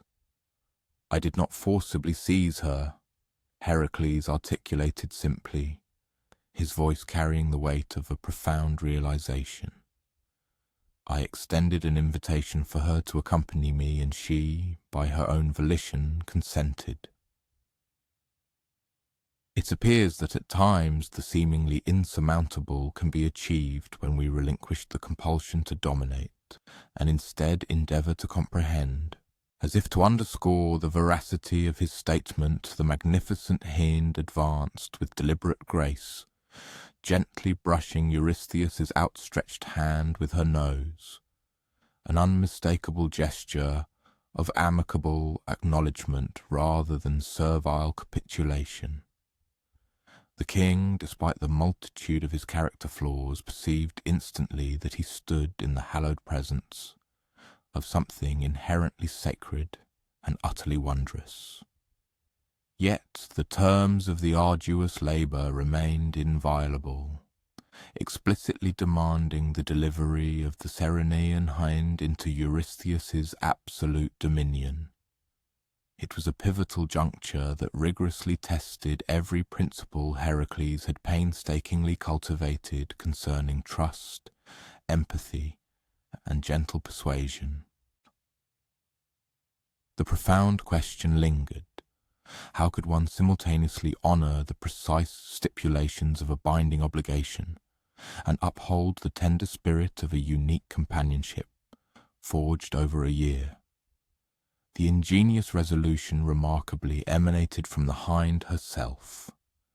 As if intuitively grasping the profound ethical quandary, she permitted Heracles to encircle her neck with a resplendent golden collar, not an instrument of bondage, but rather an eloquent emblem of their mutual understanding and unspoken pact.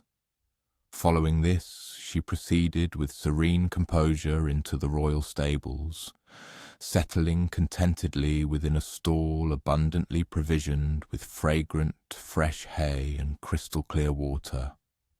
There she remained for precisely 3 days, a duration precisely adequate to fulfill the stringent technical prerequisites of the imposed labour. Then, with the dawn of the 4th morning, she simply dematerialized.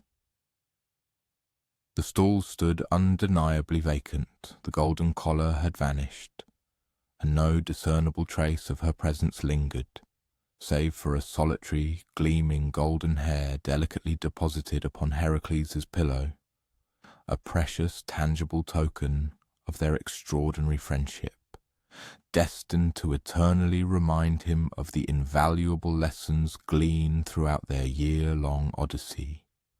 Lingering within the now empty stall, Heracles engaged in a deep, contemplative reflection upon the profound wisdom he had acquired from this most peculiar of his assigned tasks. He had internalized that certain triumphs could only be secured through the disciplined exercise of patience, that some of the most enduring bonds necessitated an unwavering foundation of trust rather than an iron grip of control, and that occasionally the most potent action one could undertake was simply to await another's uncoerced decision to draw near. Yet, even as he savoured these freshly acquired insights, an unsettling premonition stirred within him regarding the nature of his next impending challenge. If Eurystheus was truly escalating in his malicious ingenuity, what impossibly cruel task might he devise that would essay not merely Heracles' prodigious physical might, but indeed the very bedrock of the man he was painstakingly becoming? A profound winter had descended upon the ancient lands of Greece, draping the landscape in a heavy, pristine blanket, causing the serene memory of the Golden Hind to recede into the distant past, like an echo from a warmer, more benevolent era. As Heracles made his approach toward Eurystheus' formidable palace, his breath crystallized into visible plumes in the frigid air, and the crisp snow crunched audibly beneath his resolute footsteps with each stride. This time, when the king's resonant voice reverberated upward from the depths of his bronze-clad chamber, an unmistakable undertone of sharp frustration, entirely absent before, permeated the air. The delicate matter concerning the hind had demonstrably deviated from his malevolent design. Eurystheus had ardently anticipated witnessing Heracles grappling with an utterly insurmountable task, not forging an improbable bond of friendship with his elusive quarry. Now, fueled by renewed spite, he was unequivocally resolved to present a challenge meticulously crafted to exploit what he perceived as his formidable cousin's most significant vulnerability, his inherent propensity toward formidable violence. "Your 4th arduous labour," Eurystheus declared with a chilling finality, "is to capture the Erymanthian boar, alive, and subsequently deliver it to my presence. This monstrous creature has been relentlessly terrorizing the precipitous slopes of Mount Erymanthus, savagely slaying anyone audacious enough to trespass into its formidable domain.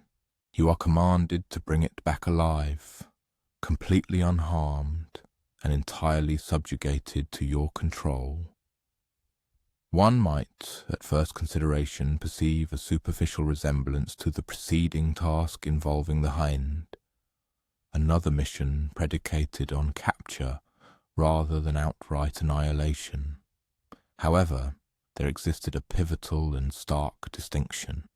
The Ceryneian hind was an ethereal being of unparalleled grace and innate intelligence, possessing the remarkable capacity to willingly choose cooperation, The Erymanthian boar, by stark contrast, was the very embodiment of unbridled rage made manifest in physical form, a grotesque behemoth so utterly consumed by an insatiable fury that it indiscriminately assailed every moving entity, even its own distorted reflection shimmering in placid waters.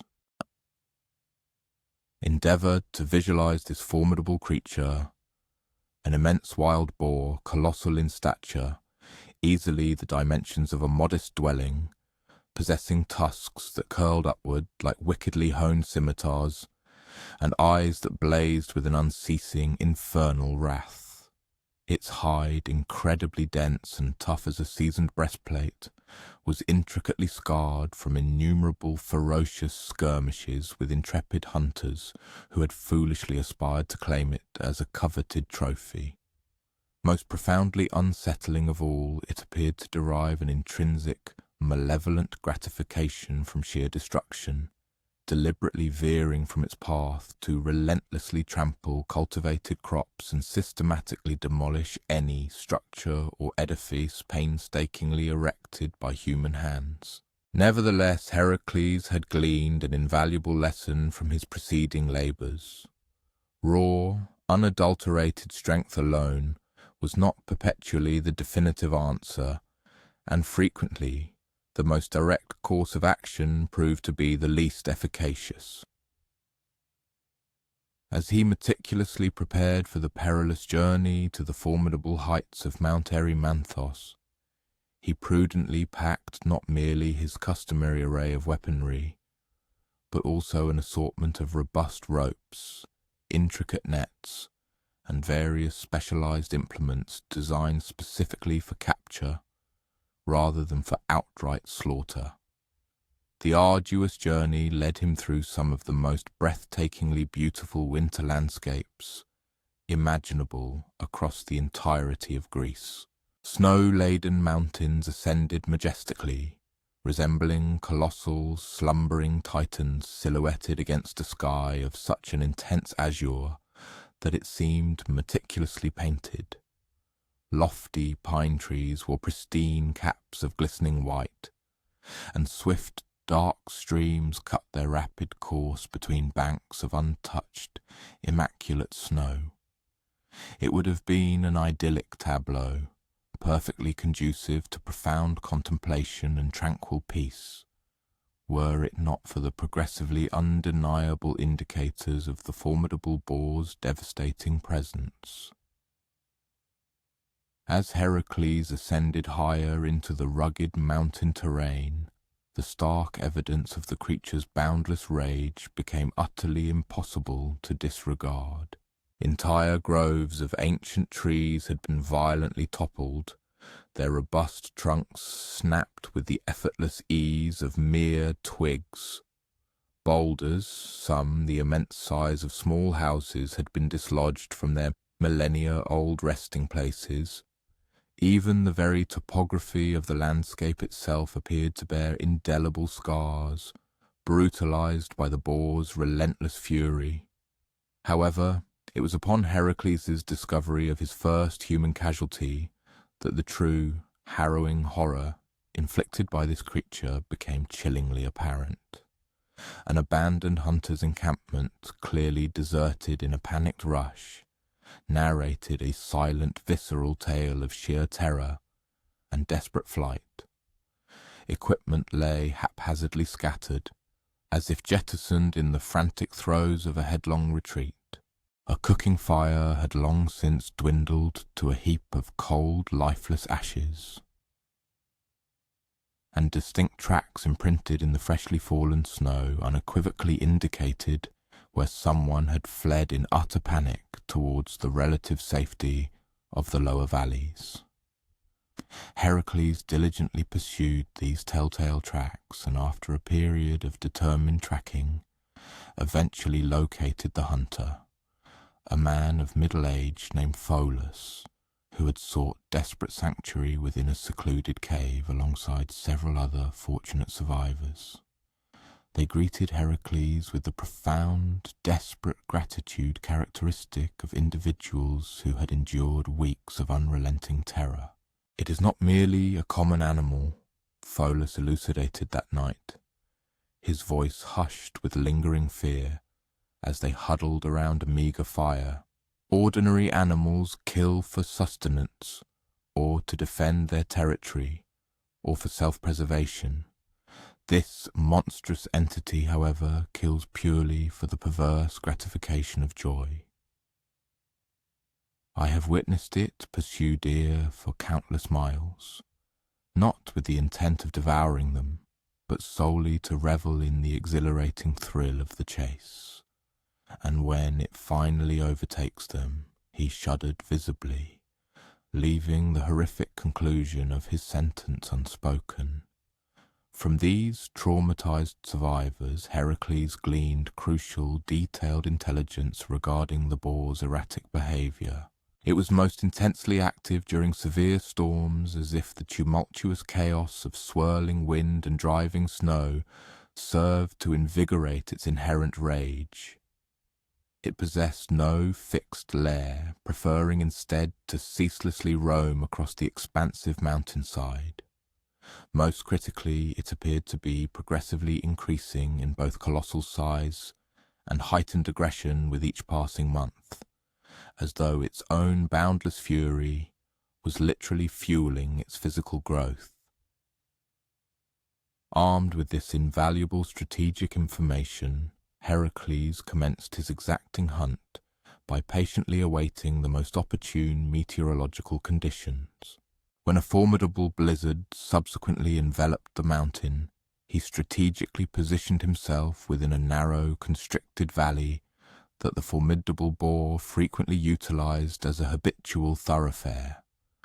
His meticulously crafted plan was predicated upon astute observation and unwavering patience rather than a direct, head-on confrontation. Tactical skills he had only recently begun to painstakingly cultivate and refine. The colossal boar materialized through the swirling, obscuring snow like a tangible black nightmare.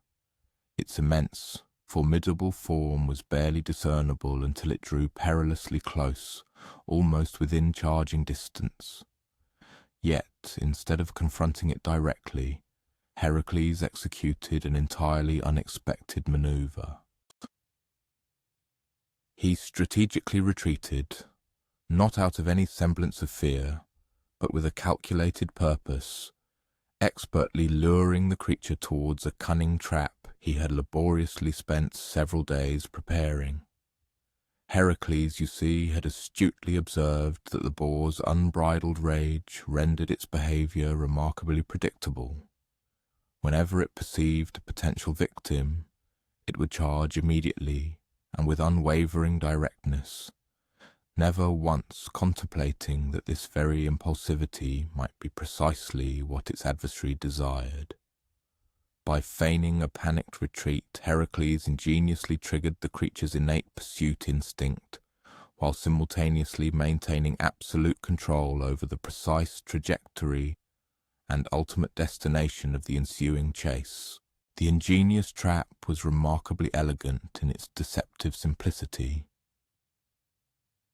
Higher up the treacherous mountain, Heracles had discovered a natural bowl-shaped basin abundantly filled with snow so extraordinarily deep that even the colossal boar would inevitably sink into its depths and become inextricably mired. The formidable challenge lay in successfully guiding the creature to this specific basin, while consistently maintaining a lead over a beast capable of running with the speed of a swift horse, despite its immense bulk. The ensuing chase through the blinding blizzard evolved into an epic test of sheer endurance and unparalleled navigational prowess. Heracles bounded nimbly from rock to rock and expertly slid down precipitous, snow-covered slopes, and shrewdly exploited every natural advantage the treacherous terrain offered. Behind him, the enraged boar crashed through the dense forest like a living, destructive avalanche, its fury intensifying with every passing minute that its elusive prey remained tantalizingly just beyond its reach. Yet Hercules had flawlessly calculated the distance. Just as his own formidable strength began to wane, he reached the precipitous edge of the snow basin. Without a moment's hesitation, he launched himself across the perilous gap to the solid ground on the opposing side. The boar, propelled by unadulterated fury and utterly incapable of halting its relentless charge, plunged directly and irrevocably into the deep, unforgiving snow. What transpired next was almost ludicrously comical. The formidable monster that had terrorized an entire region for so long found itself utterly immobilized, thrashing helplessly like an enormous, infuriated piglet. Its unyielding rage only served to exacerbate its predicament. Every violent thrash and desperate struggle drove it deeper into the soft, clinging snow. Within a mere handful of minutes, only its massive head and the menacing tips of its formidable tusks remained visible above the white expanse. But now commenced the truly arduous phase, extracting the formidable creature from the suffocating snow and transporting it back to Tiryns without succumbing to its deadly wrath in the process. A trapped boar, even one mired, remained a lethally dangerous adversary, and this particular specimen was now incensed beyond all rational measure at being so thoroughly outwitted by a mere human. Hercules resolved this complex dilemma with a masterful combination of practical engineering and astute animal psychology, working with meticulous caution around the creature's severely limited range of motion. He meticulously constructed a robust wooden cage directly around the boar, while it remained inextricably trapped in the snow. It was painstaking work, demanding immense precision. Each individual plank had to be positioned with absolute exactitude to circumvent those lethally slashing tusks. But eventually, with unwavering perseverance, he fashioned a mobile prison of formidable strength, sufficiently robust to contain even this unparalleled monster. The psychological aspect of the ordeal truly emerged when the moment arrived to extricate the boar from its snare. He harboured no expectation of actual comprehension from the animal, yet he held a fervent hope that the steady, calming cadence of his voice might somehow penetrate its mind, which was undoubtedly clouded by an overwhelming surge of fury. "Take it easy now, my friend," he uttered soothingly, his shovel diligently clearing snow from the boar's immensely powerful flanks. "I understand your anger, and indeed you possess every justification for it. The sensation of being trapped is profoundly terrifying, but I assure you my purpose here is not to inflict harm upon you. Rather, I am here to offer you an opportunity, a chance to evolve beyond being merely an instrument of destruction." Regardless of whether the wild boar genuinely grasped the meaning of his words, or if it simply succumbed to sheer exhaustion from its relentless struggle, an extraordinary transformation unfolded during the arduous and protracted process of its excavation. The creature's incessant guttural roaring and violent thrashing gradually began to wane. By the time Hercules had painstakingly removed the very last remnants of snow, the boar had fallen silent, its gaze fixed upon him with eyes that still blazed with a fierce, untamed anger, yet now also held a faint, intriguing flicker of what could only be described as nascent curiosity. The subsequent journey back to Tiryns spanned several weeks, evolving into an unexpected period of mutual enlightenment for both the legendary hero and the captured beast. Hercules, in this extended proximity, came to realize a profound truth. Even the most intensely rage-filled creature possessed fundamental needs that extended far beyond mere demolition. These included the basic requirements for sustenance, for secure shelter, and for something that bordered on, and might almost be considered, companionship. The boar, for its part, appeared to discover that the entirety of humanity was not comprised solely of adversaries bent on its annihilation. Upon their eventual arrival at the palace gates, an occurrence of truly unprecedented nature had transpired. The Erymanthian boar, though still securely confined within its sturdy cage, no longer lunged or thrashed violently against the protective bars. Instead, it permitted Hercules to approach with sufficient closeness to gently scratch the coarse fur behind its ears. It remained, without question, an inherently perilous animal, its formidable tusks capable of disemboweling a man in a mere instant. Yet the ceaseless burning fury that had defined its existence had been supplanted by a new-found state of remarkable tranquility. Eurystheus, observing the astonishing scene from the secluded vantage point of his bronze-clad chamber, peering through a cleverly designed periscope, found himself almost incapable of believing his own eyes. "How?" he demanded, his voice laced with a mixture of bewilderment and indignation. "How did you manage to transform man-eating monstrosities into something as mundane as ordinary horses?" Heracles, ever the thoughtful combatant, paused to meticulously consider the king's perplexing question before formulating his reply. "I am inclined to believe," he articulated, "that perhaps it was never truly a monster in the first place. Perhaps it was simply a creature that had endured such prolonged periods of injury and terror that unbridled rage became its sole mechanism for interacting with the world. When I demonstrated to it that not every encounter had to culminate in a violent confrontation, it seemed to recall that alternative modes of existence were indeed possible." The once dreaded boar spent the remainder of its days living peacefully within a specially constructed enclosure nestled within the royal gardens, where it gradually became something of a local attraction. Children from the surrounding areas would frequently visit, bringing apples to feed the creature and delighting in watching it roll contentedly in the mud. Never again did it exhibit the destructive ferocity that had once cast a pall of terror over the slopes of Mount Erymanthos. However, as Heracles observed this idyllic and serene tableau, he found himself wrestling with the deeper, more profound lessons concealed within the accomplishment of this particular labour.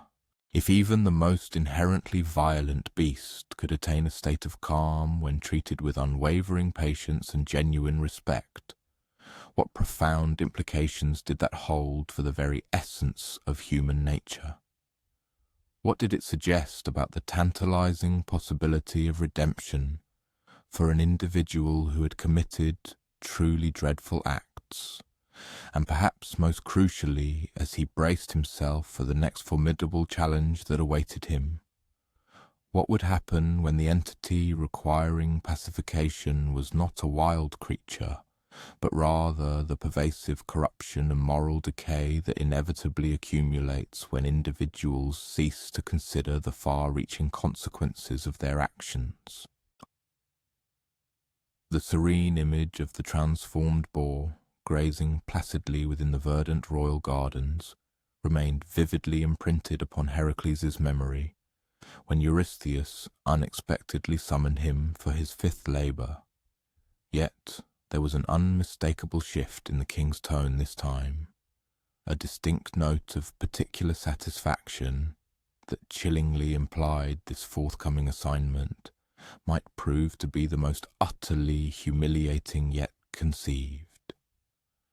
Your next arduous task, Eurystheus declared from within the confines of his bronze chamber, his words practically dripping with malevolent glee, is to meticulously cleanse the stables belonging to King Algaeus, and you are to accomplish this feat in a single day, every single one of them completely, until they are rendered utterly spotless. One might, quite reasonably, express bewilderment as to why the seemingly mundane chore of stable cleaning would be deemed an appropriate challenge for the greatest hero known throughout all of Greece.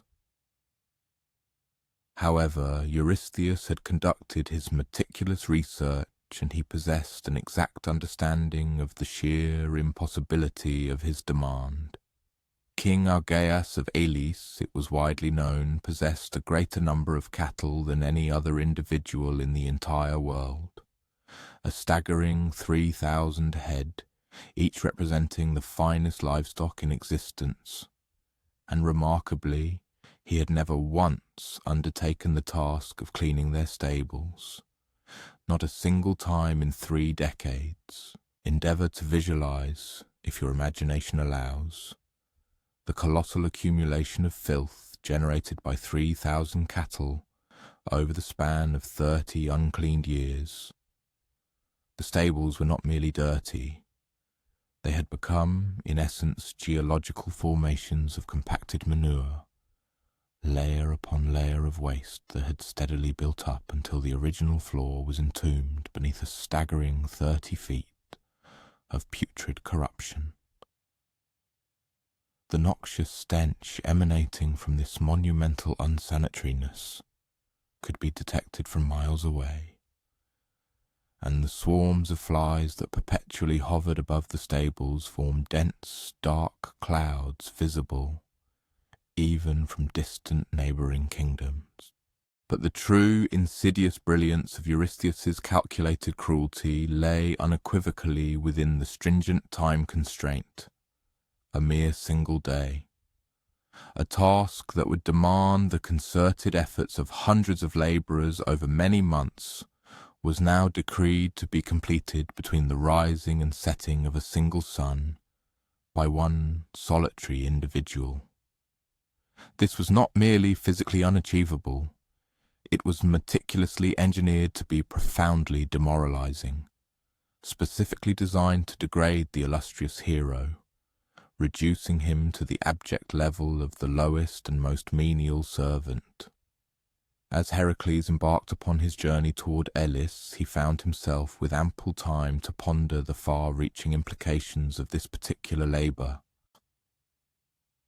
His preceding tasks had rigorously tested the limits of his prodigious strength, his unwavering courage, his enduring patience, and his innate wisdom.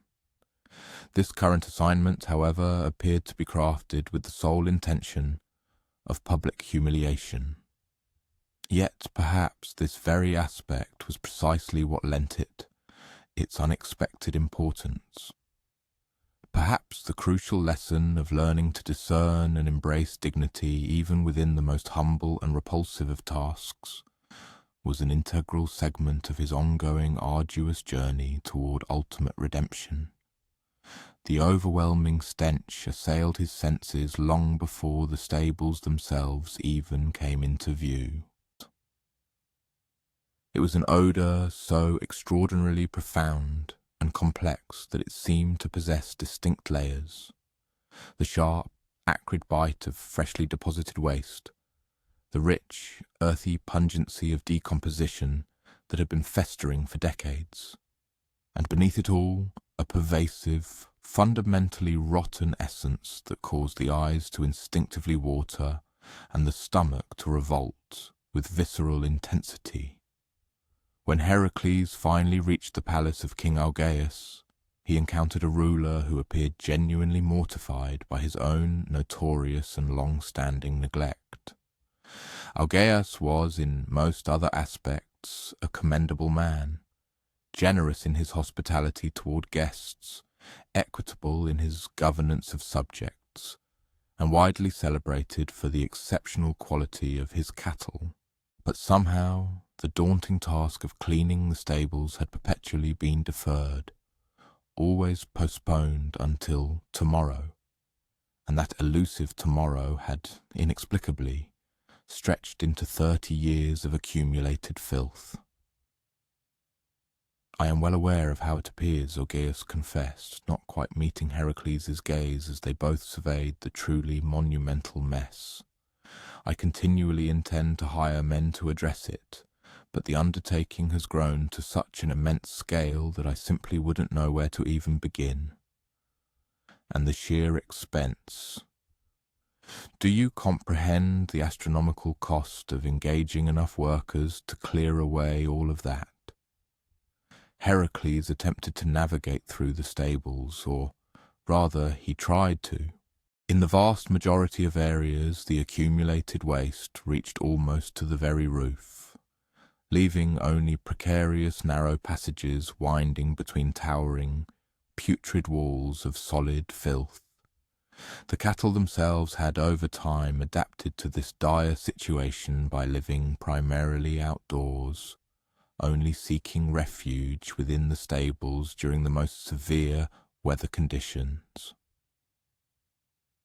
They appeared to be in reasonably good health, but the continuous waste produced by their daily activities simply served to exacerbate the ever-growing, seemingly insurmountable problem. Standing amidst this colossal monument to chronic procrastination, Heracles confronted a critical dilemma regarding his customary approach. His usual, straightforward methods, raw strength, unyielding determination, and direct, forceful action would be utterly, completely inadequate here. Even if he were to labour without a moment's rest from the first glimmer of dawn until the last vestige of dusk, he could not hope to manually move even a tenth of this gargantuan mess. This particular labour, he realised, demanded something fundamentally different. It required an act of profound innovation. Heracles dedicated the remainder of that day to meticulously traversing the land surrounding the stables, scrutinising the geography with the discerning eye of an engineer rather than the focused gaze of a warrior. He observed that two significant rivers, the Alpheus and the Peneus, flowed in relatively close proximity to the stables.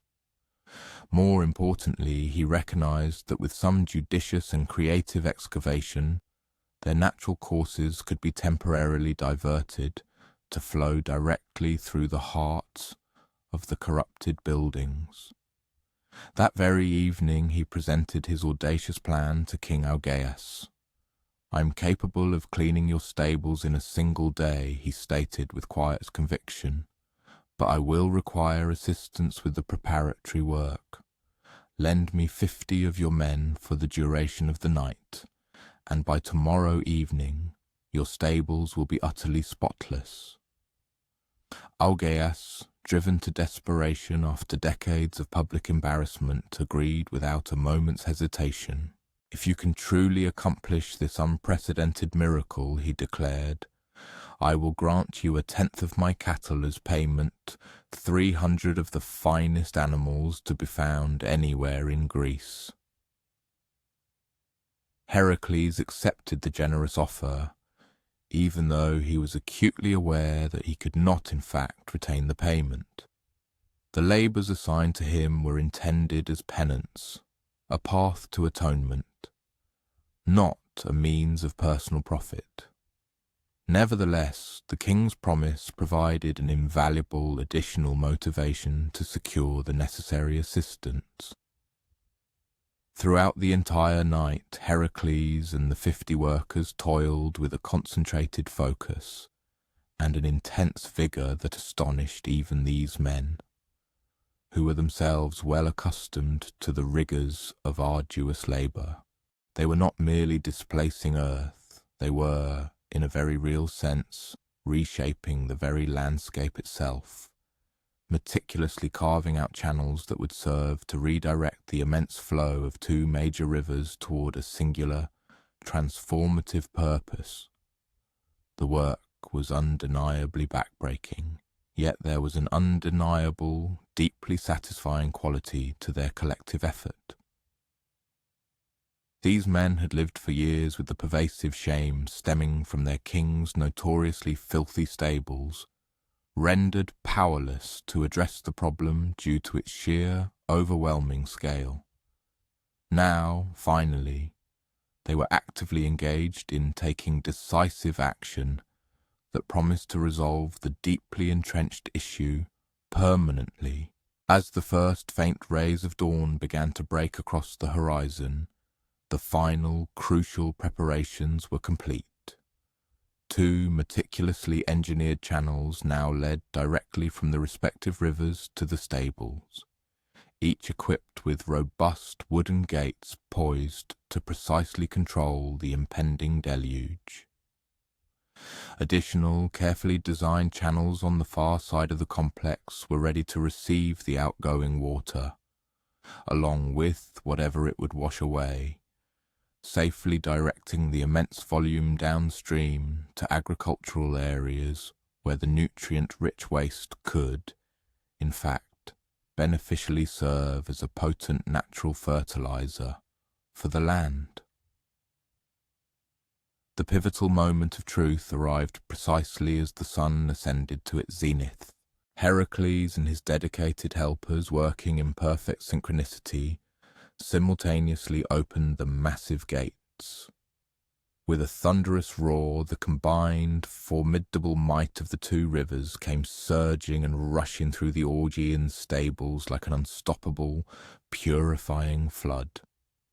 What unfolded next was an event both spectacularly dramatic and profoundly satisfying to witness. 30 years' worth of accumulated filth, a seemingly insurmountable mountain of waste, was swept away in a mere matter of hours. The relentlessly rushing water scoured the original stable floors immaculately clean, unveiled walls that had remained hidden from human sight for decades, and efficiently carried away the monumental, malodorous mess that had, for so long, appeared utterly impossible to address. Yet this unfolding spectacle transcended mere devastation. It embodied a profound process of regeneration. As the deluge of water surged relentlessly through the ancient stables, it performed an astonishing feat.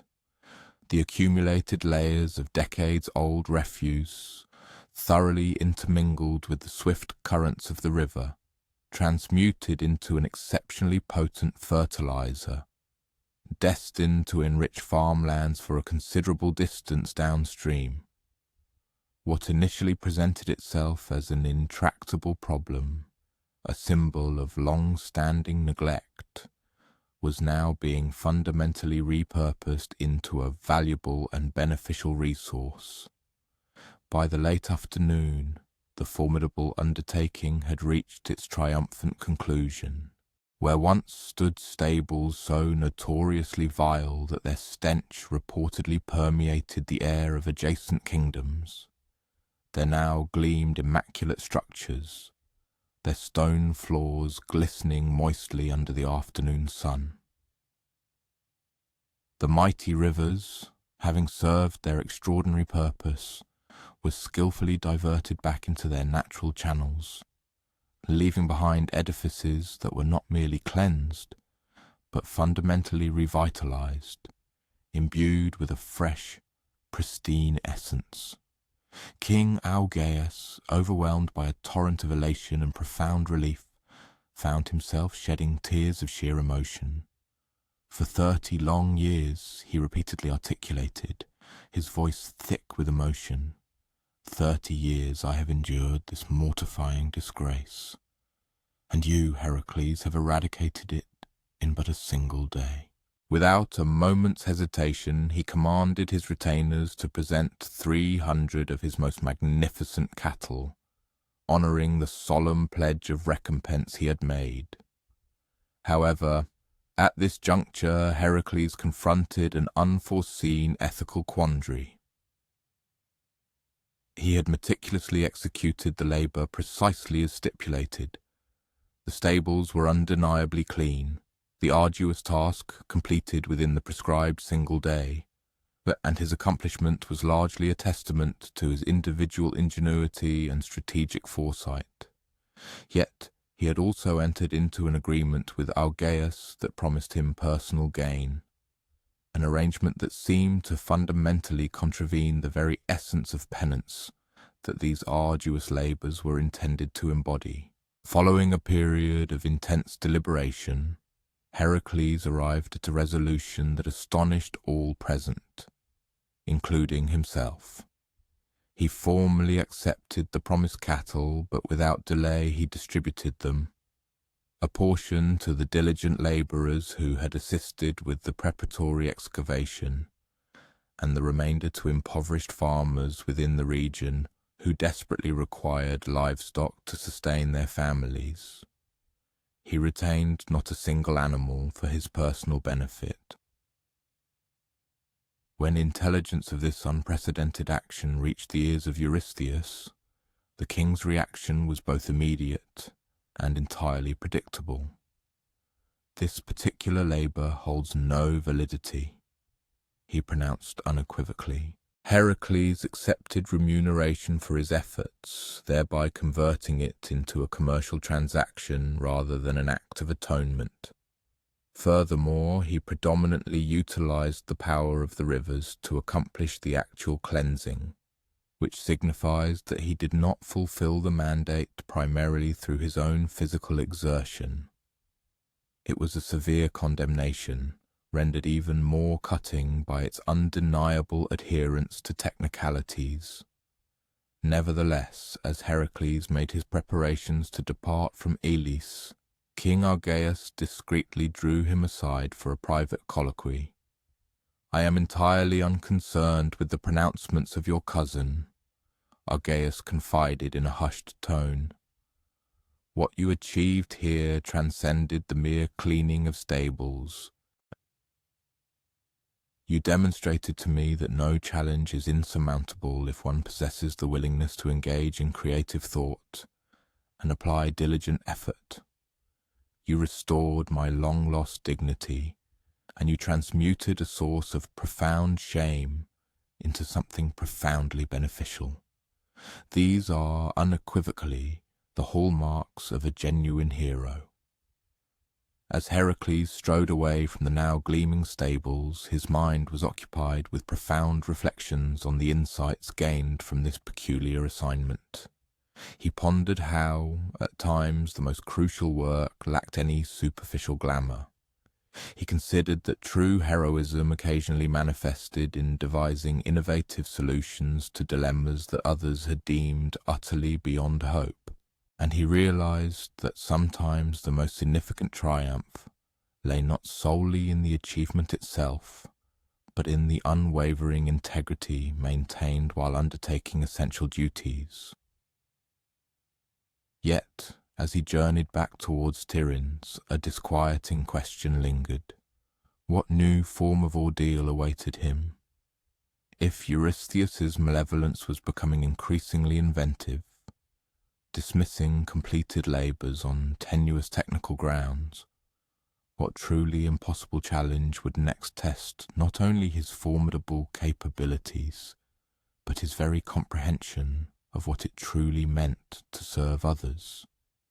The outright rejection of his stable cleansing endeavour inflicted a deeper wound than Heracles had anticipated. As he approached Eurystheus's formidable bronze palace for the 6th occasion, a noticeable weariness burdened his stride. He was gradually apprehending that regardless of the flawless perfection with which he executed these daunting assignments, his tyrannical cousin would invariably contrive methods to prolong his torment. Yet perhaps that very realization constituted the core lesson. Perhaps authentic penance could not be quantifiably measured in a tally of completed tasks, but rather in the unwavering resolve to persist in service, despite the pervasive presence of injustice. From within the confines of his imposing bronze chamber, Eurystheus's voice resonated with an almost palpable tremor of barely restrained exhilaration.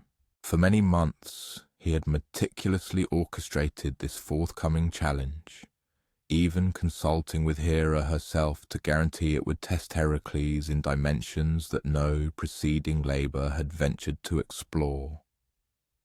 "Your sixth perilous labour," the monarch dramatically declared, "is to utterly eradicate the Stymphalian birds from the treacherous marshlands encircling Lake Stymphalus. These monstrous avians have been mercilessly terrorizing that entire region for countless years, rendering it utterly impossible for any inhabitant to reside there without mortal peril." One might, quite understandably, initially perceive that mere birds could not pose a particularly formidable menace, especially for a hero who had already vanquished horrors like the Lernaean Hydra and successfully captured formidable beasts such as the Erymanthian boar.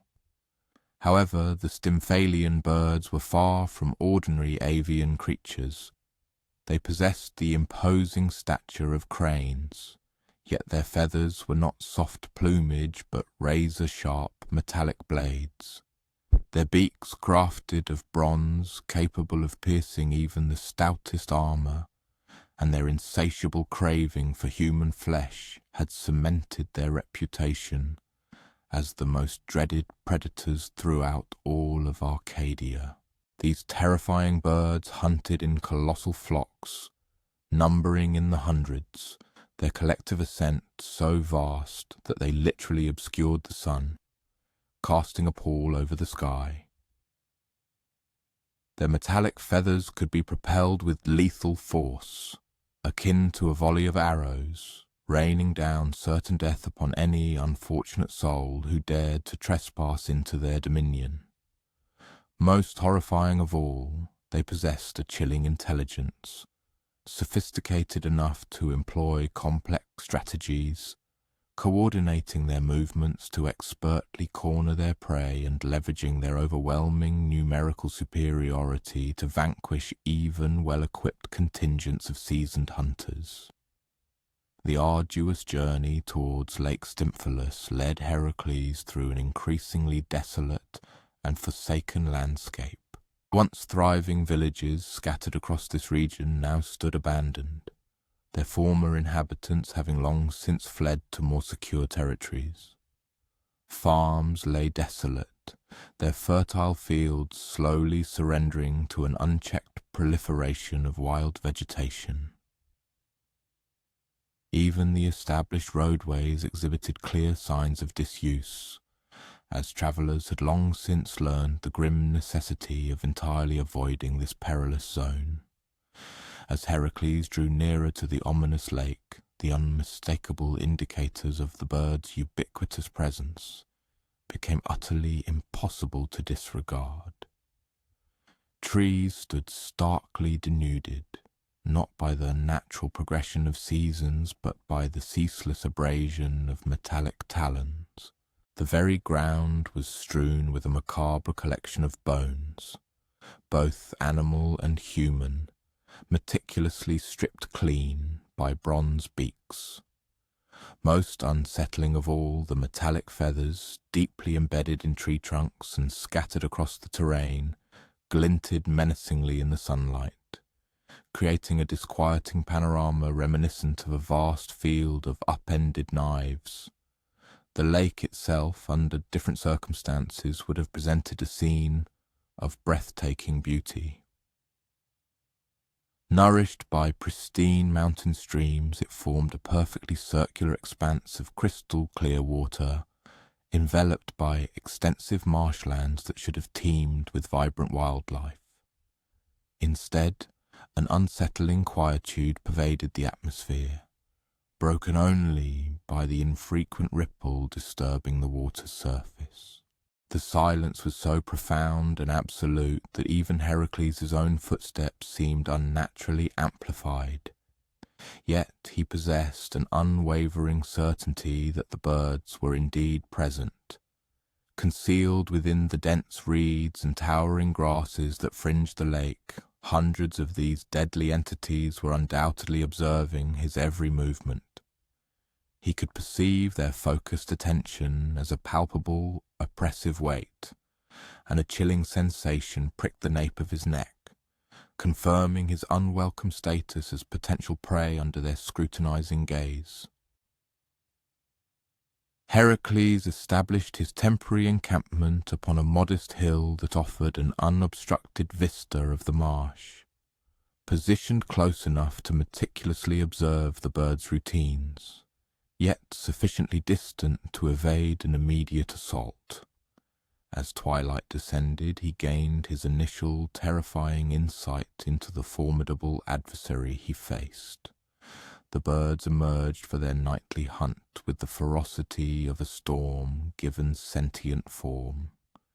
They ascended from the dense reeds in a perfectly synchronized mass that effectively blotted out the descending sun, their metallic feathers generating a cacophony akin to 1,000 swords being honed simultaneously. Their movements exhibited a chilling precision, betraying an inherent intelligence and extensive practice, as they fanned out to encompass the entire marsh before commencing their methodical quest for sustenance. Observing their coordinated operations, Hercules began to grasp the true monumental scale of his predicament. These were not merely dangerous wild animals, they constituted a highly organized, formidable force that had transformed this entire region into their exclusive hunting preserve.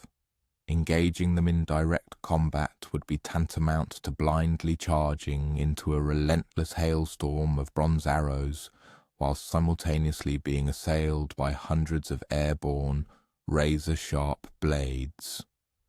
However, the evening's careful observation also unveiled a pivotal insight. The birds' most pronounced strength might, paradoxically, also harbour their greatest vulnerability. They operated as a unified flock, thinking and reacting as a singular collective entity. If Hercules could somehow devise a method to utterly shatter that intricate coordination, to disperse them in a wave of chaotic panic rather than confronting them as a disciplined aerial army, he might just possess a viable opportunity for success. That very night, as Hercules sat beside his modest campfire, he received an unexpected visitation from a powerful ally. Athena, the revered goddess of profound wisdom and strategic warfare, materialized before him within the dancing, flickering flames. She offered no spoken words, but instead bequeathed a divine artifact that would prove utterly indispensable to his impending triumph, a pair of magnificent bronze castanets, meticulously forged by the peerless craftsman Hephaestus himself. Initially, Hercules found himself perplexed by the profound significance of this curious gift. Castanets, after all, were commonly recognized as musical instruments, typically employed by dancers and entertainers. How could such an item possibly aid him in his perilous confrontation with a multitude of deadly, metallic, feathered birds? Yet, as he meticulously examined them more closely, he began to fully appreciate their extraordinary divine craftsmanship. When struck together, they emitted a resonance unlike anything he had ever before encountered, a sound that was simultaneously pure, intensely penetrating, and in some inexplicable manner fundamentally unsettling to the very core. The following morning, Hercules proceeded to test his nascent theory. Positioning himself at the very edge of the vast marsh, he struck the bronze castanets together with the entirety of his formidable strength. The sound that erupted was truly extraordinary. It was not merely loud, it possessed an inherently dissonant quality, akin to the unnatural shriek of a creature that defied all natural order. It reverberated powerfully across the expanse of water and through the dense reeds with an intensity that seemed to physically vibrate the very air itself. The ensuing effect upon the formidable birds was both instantaneous and utterly devastating. They exploded from their concealed perches in a paroxysm of complete panic, their customary intricate coordination utterly shattered by the alien unbearable sound. Instead of coalescing into their typical disciplined hunting formation, they scattered wildly in every conceivable direction, colliding violently with one another and filling the air with a cacophony of confused, terrified cries. Nonetheless, Hercules comprehended that this initial triumph marked merely a preliminary phase. The resounding clangor had indeed dispersed the winged assailants, yet it had not dislodged them permanently from their domain. He knew that as soon as the echoes of the bronze instruments dissipated into the air, the Stymphalian birds would inevitably converge once more, returning with an intensified menace, for now their inherent hunger would be compounded by a fierce, vindictive wrath. What unfolded next was a confrontation quite unlike any other chronicled within the annals of heroic sagas.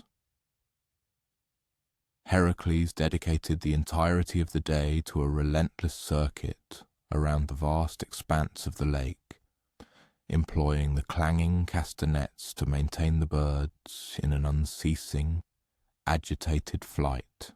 Each time the flock attempted to descend and reconstitute their formation, he would forcefully strike the resonant bronze devices together, plunging them anew into a state of disoriented terror.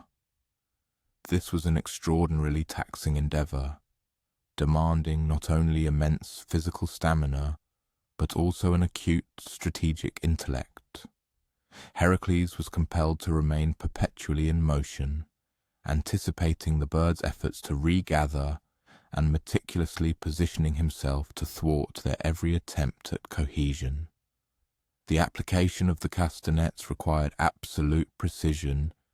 Deployed with excessive frequency, their startling impact would diminish. Used too sparingly, the birds would quickly regain their formidable organization. As the daylight hours gradually waned, an astonishing transformation began to manifest. The relentless pressure and pervasive disarray inexorably eroded the birds' intrinsic collective behavior. Individual Stymphalian birds started to detach themselves from the main flock, veering off independently in search of more tranquil, unmolested territories. What had commenced as a formidable, coordinated aerial army progressively devolved into a disparate collection of panic-stricken creatures. By the advent of evening, the once massive flock had dwindled to a mere handful of stragglers, and even these remaining few appeared more intent on a desperate escape than on preserving their long-held dominion over the region. Heracles delivered a final resounding strike with the castanets, and the last vestiges of the birds fled precipitously towards the distant craggy mountains, their piercing cries gradually receding into a profound silence. The metamorphosis of the marshland was instantaneous and utterly profound. Liberated from the constant deadly presence of the winged predators, other indigenous wildlife began their return almost immediately. Lustrous fish leaped playfully in the sun-dappled lake. Frogs commenced their rhythmic evening chorus with renewed vigour, and even a cautious handful of deer ventured down to quench their thirst at the tranquil water's edge. The delicate natural balance, which had been so severely disrupted for countless years, commenced its vigorous reassertion within mere hours. Yet the authentic measure of Heracles' monumental triumph became truly evident over the ensuing days, as tidings of the bird's definitive departure propagated throughout the entire region. Farmers who had long abandoned their fertile lands due to fear now returned with hope to cultivate their fields. Travellers, once deterred by the danger, resumed their journeys along the reopened roads. Children, many of whom had never known the lake without the pervasive shadow of fear, now frolicked and swam in its crystal-clear waters for the very first time in their young lives. Upon his return to Tiryns, Hercules presented several of the metallic feathers, shed by the birds in their frantic flight, as tangible proof of his success. These artifacts served not merely as verification of his completed task, but also symbolized a deeper truth. They were evidence that even the most deeply entrenched and seemingly insurmountable problems could be resolved through the judicious application of wisdom, unwavering persistence, and timely divine intervention. For this singular occasion, King Eurystheus found himself utterly unable to identify any flaw in the execution of the labour. The menacing birds were undeniably vanquished, the region was undeniably safe, and the arduous task had been accomplished solely through Heracles' formidable effort and astute ingenuity. The king accepted the presented proofs with palpable reluctance, yet he could not, in good conscience, deny the successful completion of the sixth labour. However, as Heracles prepared to depart from the palace, a disquieting observation caught his attention. Eurystheus's earlier frustration, stemming from his inability to find fault with this particular labour, had now given way to a chilling, renewed determination. The king was engrossed in the meticulous consultation of ancient scrolls and elaborate maps, an intensity that unmistakably suggested the forthcoming challenge would prove even more perilous and intricate than any he had encountered thus far. Standing within the expansive palace courtyard, subtly discerning the hushed conversations exchanged between Eurystheus and his trusted advisers, Heracles came to a stark realization. While his arduous labours were indeed imparting invaluable lessons to him, they were simultaneously instructing his adversaries on how to devise increasingly sophisticated and cruel torments.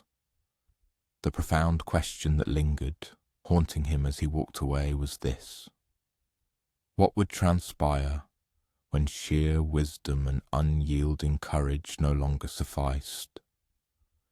What formidable challenge could possibly test not only the very limits of his formidable abilities, but also his fundamental understanding of what was truly achievable?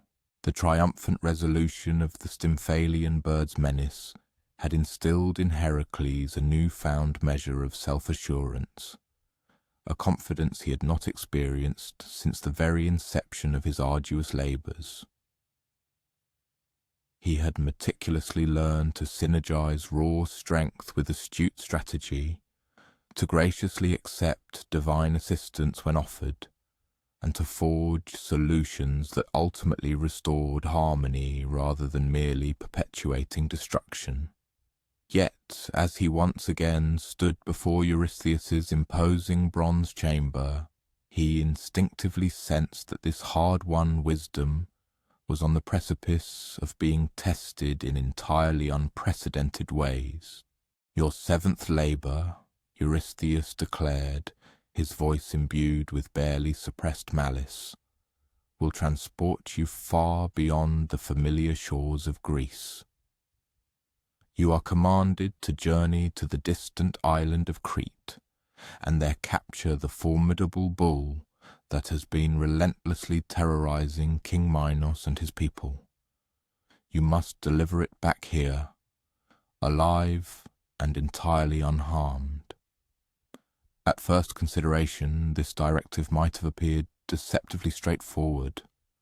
Another mission of capture, akin to his previous encounters with the Erymanthian boar or the Ceryneian hind. However, Eurystheus possessed a precise understanding of the true nature of his demand, and the subtle, almost imperceptible smile in his voice strongly implied that this particular task harboured intricate complications that would only become glaringly apparent once Hercules was irrevocably committed to the perilous endeavour. The Cretan bull was no mere beast of burden. It was a creature of singular significance. It was, in fact, the same magnificent animal that the mighty sea god Poseidon had bestowed years earlier upon King Minos as a powerful emblem of divine favour. Pristine white, like the crests of ocean waves and possessing an unparalleled beauty, it had been intended as a sacred sacrifice to honour the formidable deity of the sea. Yet Minos, utterly captivated by the bull's ethereal splendour, had impiously kept it for himself, substituting a lesser animal for the intended offering. Poseidon's profound indignation at this deceit had transformed the bull from a creature of sublime divine beauty into something far more perilous and destructive. While still breathtakingly magnificent in appearance, it now wielded the colossal strength to level entire structures, the astonishing speed to outpace the swiftest horses, and a temperament so volatile and unpredictable that it would launch devastating attacks without any discernible warning or apparent provocation. The arduous sea voyage to Crete afforded Heracles ample opportunity to deeply contemplate the broader implications of this challenging labour. For the very first time in his trials, he was being dispatched far from the familiar mainland of Greece, venturing away from established territories and customary support systems. Should any unforeseen calamity befall him, should he suffer injury or require urgent assistance, he would find himself entirely reliant upon the mercy of strangers in an utterly foreign land. Nevertheless, the maritime journey also unexpectedly provided him with a solace he had not experienced in many months, profound solitude and a rare sense of peace. Standing at the ship's sturdy rail, observing schools of playful dolphins gracefully arcing through the vessel's wake, Heracles found himself capable of thinking with unprecedented clarity about his arduous journey thus far. Each successive labour had imparted a distinct and invaluable lesson, and slowly a profound pattern began to emerge from the tapestry of his experiences. He was learning that true heroism transcended mere physical strength or raw courage. It was, at its very core, about deep understanding the intrinsic nature of the formidable challenges he confronted, comprehending the fundamental needs of the people he served, and unravelling the intricate web of motivations that propelled both the mighty gods and fallible mortals. This burgeoning wisdom, he mused, might well be the most precious acquisition from his harrowing trials. Crete, as it majestically materialized on the distant horizon, proved to be everything the ancient tales had ever proclaimed. The island rose from the shimmering sea like a precious jewel, its brilliant white buildings cascading gracefully down verdant hillsides towards bustling harbours, teeming with vessels from every corner of the known world. This was clearly the vibrant heart of a formidable maritime empire, a place where diverse cultures intermingled and groundbreaking innovations flourished. Yet, even from the vantage point of the harbour, unmistakable signs of the bull's devastating rampage were starkly visible. A significant section of the city's formidable outer wall had been utterly demolished, leaving a gaping breach now haphazardly filled with temporary wooden barriers. Several prominent buildings bore extensive damage, clearly indicative of an impact from something massive and utterly unstoppable. Most telling of all, the city streets, which ought to have been teeming with the lively clamour of commerce, were eerily deserted, as if the entire populace had retreated indoors, seeking refuge from an unseen terror. King Minos received Heracles within a magnificent throne room, an opulent space that resounded with declarations of immense wealth and undisputed power. However, the king himself exhibited the unmistakable strain of grappling with a problem he was utterly incapable of solving. Dark, profound circles beneath his eyes hinted at countless sleepless nights, and his hands trembled almost imperceptibly as he recounted the dire situation. The bull materializes without any warning whatsoever, Minos explained, his voice taut with palpable frustration. At times, it remains docile for days, grazing peacefully in our most fertile fields.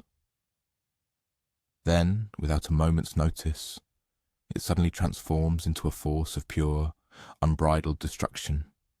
It has annihilated 3 of our vital granaries, utterly destroyed the main bridge leading into the city, and tragically killed 7 of our finest warriors, who valiantly attempted to subdue it. Bam! As Minos continued his harrowing account, it became increasingly apparent that the bull's inherent unpredictability constituted its most dangerous characteristic. Unlike the other formidable creatures Heracles had confronted, this particular beast defied tracking or prediction. It might spend an entire week behaving with the placid demeanour of an ordinary animal, only to suddenly rampage through densely populated areas with devastating and indiscriminate force. Heracles dedicated several subsequent days to meticulously observing the bull from a secure distance, diligently striving to discern any underlying pattern in its erratic behaviour. What he ultimately uncovered was profoundly unsettling. There was, in fact, no discernible pattern whatsoever. The creature appeared to oscillate between periods of serene grazing and explosive, destructive fury, based on enigmatic internal triggers that no external observer could possibly predict or influence. However, on the 4th day of his vigilant observation, Heracles witnessed an event that fundamentally altered his entire comprehension of the complex situation. He was quietly watching the bull graze contentedly in a verdant meadow when a group of curious children, heedless of their parents' anxious warnings, approached to gain a closer look at the renowned creature. Instead of launching a ferocious attack, the bull surprisingly permitted them to draw near. It even appeared to revel in their innocent attention, lowering its massive head so they could gently stroke its soft, pristine white muzzle. For nearly an hour, the scene was one of perfect tranquillity, innocent children playing unconcernedly with what was widely considered to be the most dangerous animal in the entire Mediterranean. Then, quite without a discernible impetus, a profound alteration overcame the bull's disposition. Its gaze, which moments before had conveyed a sense of tranquil wisdom and keen perception, now suddenly ignited with a blazing savage wrath. The local children, instinctively perceiving this terrifying metamorphosis, scattered in abject terror as the immense creature commenced a relentless campaign of destruction, indiscriminately shattering every object within its reach. Towering trees, massive boulders, and even the sturdy stone wall that delineated the verdant meadow. Observing this startling and complete transformation, Heracles began to grasp, the true magnitude of the challenge confronting him. This was patently not merely an enraged beast, but rather a tormented entity, perpetually oscillating between its inherent, divinely bestowed nature and the corrosive influence of Poseidon's ancient malediction. The bull in its cursed existence periodically reverted to its authentic placid self, only for these brief respites to be violently interrupted by episodes where an overwhelming godlike fury eclipsed its intrinsic gentle temperament. This crucial insight immediately sparked a strategic shift in Hercules' mind, suggesting an approach fundamentally different from direct, brute force confrontation. Instead of attempting to subdue the bull during its paroxysms of violence, he resolved to engage with it during one of its more tranquil phases, intending to sustain that peaceful state through patient and empathetic interaction.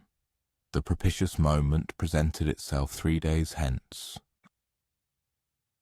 The bull was discovered grazing in solitude within a secluded, verdant valley, situated far from any human habitation that might suffer damage should the delicate situation escalate unfavourably.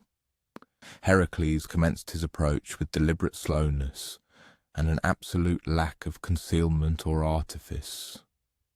His intention was for the bull to clearly perceive his arrival, thereby allowing the magnificent animal to independently determine its reaction.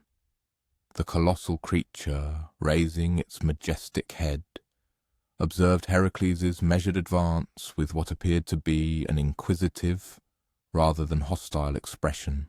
When the hero halted approximately 20 feet away and settled upon a conveniently positioned boulder, the bull remarkably drew closer, as if seeking an unspoken connection or even companionship. What transpired next stands as one of the most peculiar and deeply unconventional episodes chronicled within the annals of heroic literature. Heracles and the Cretan bull simply shared a quiet span of time together, their interaction devoid of any ulterior motive beyond the simple, mutual enjoyment of each other's presence. The legendary hero spoke softly, recounting tales of his arduous journeys, his demanding labours, and his profound aspirations for eventual redemption from his past transgressions. The bull, for its part, listened with every indication of profound understanding, occasionally emitting soft, resonant sounds that might well have been its own attempts at communication or expressions of empathy. It was during this remarkably peaceful interlude that Heracles chose to make his crucial move, employing not the customary implements of capture like ropes or brute physical force, but rather a simple, heartfelt appeal. "Friend," he addressed the bull, his voice gentle yet firm, "I must embark upon a journey with you, not with any intent to cause you harm, but to bring solace to both yourself and the long-suffering inhabitants of this island. Will you, therefore, accompany me willingly?" The bull's response was truly extraordinary, a testament to the power of trust forged in an unlikely bond. It approached Heracles and with an astonishing tenderness gently rested its massive head against the hero's chest, a gesture of profound confidence that brought an unexpected welling of tears to the hero's eyes. Without the need for any further coercion or physical inducement, the magnificent animal then dutifully followed Heracles back towards the bustling harbour, walking with a serene calmness that belied its formidable power, as placidly as any domesticated cow.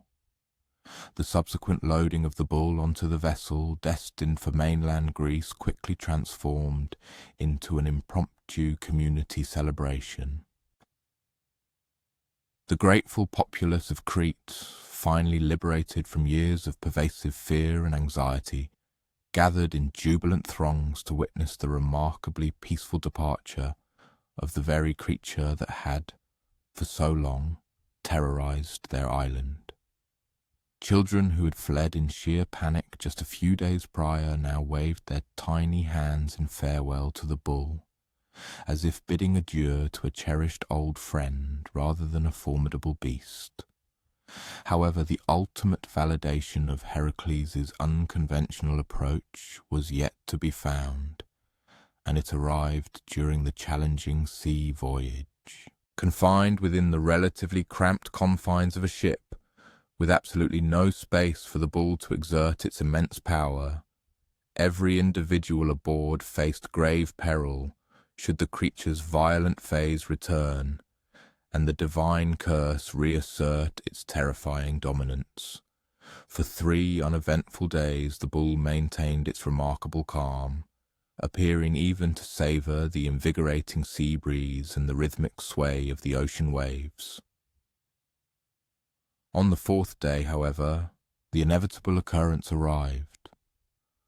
The bull's eyes abruptly blazed with that familiar, terrifying fury, and it commenced a desperate struggle to break free from its sturdy restraints.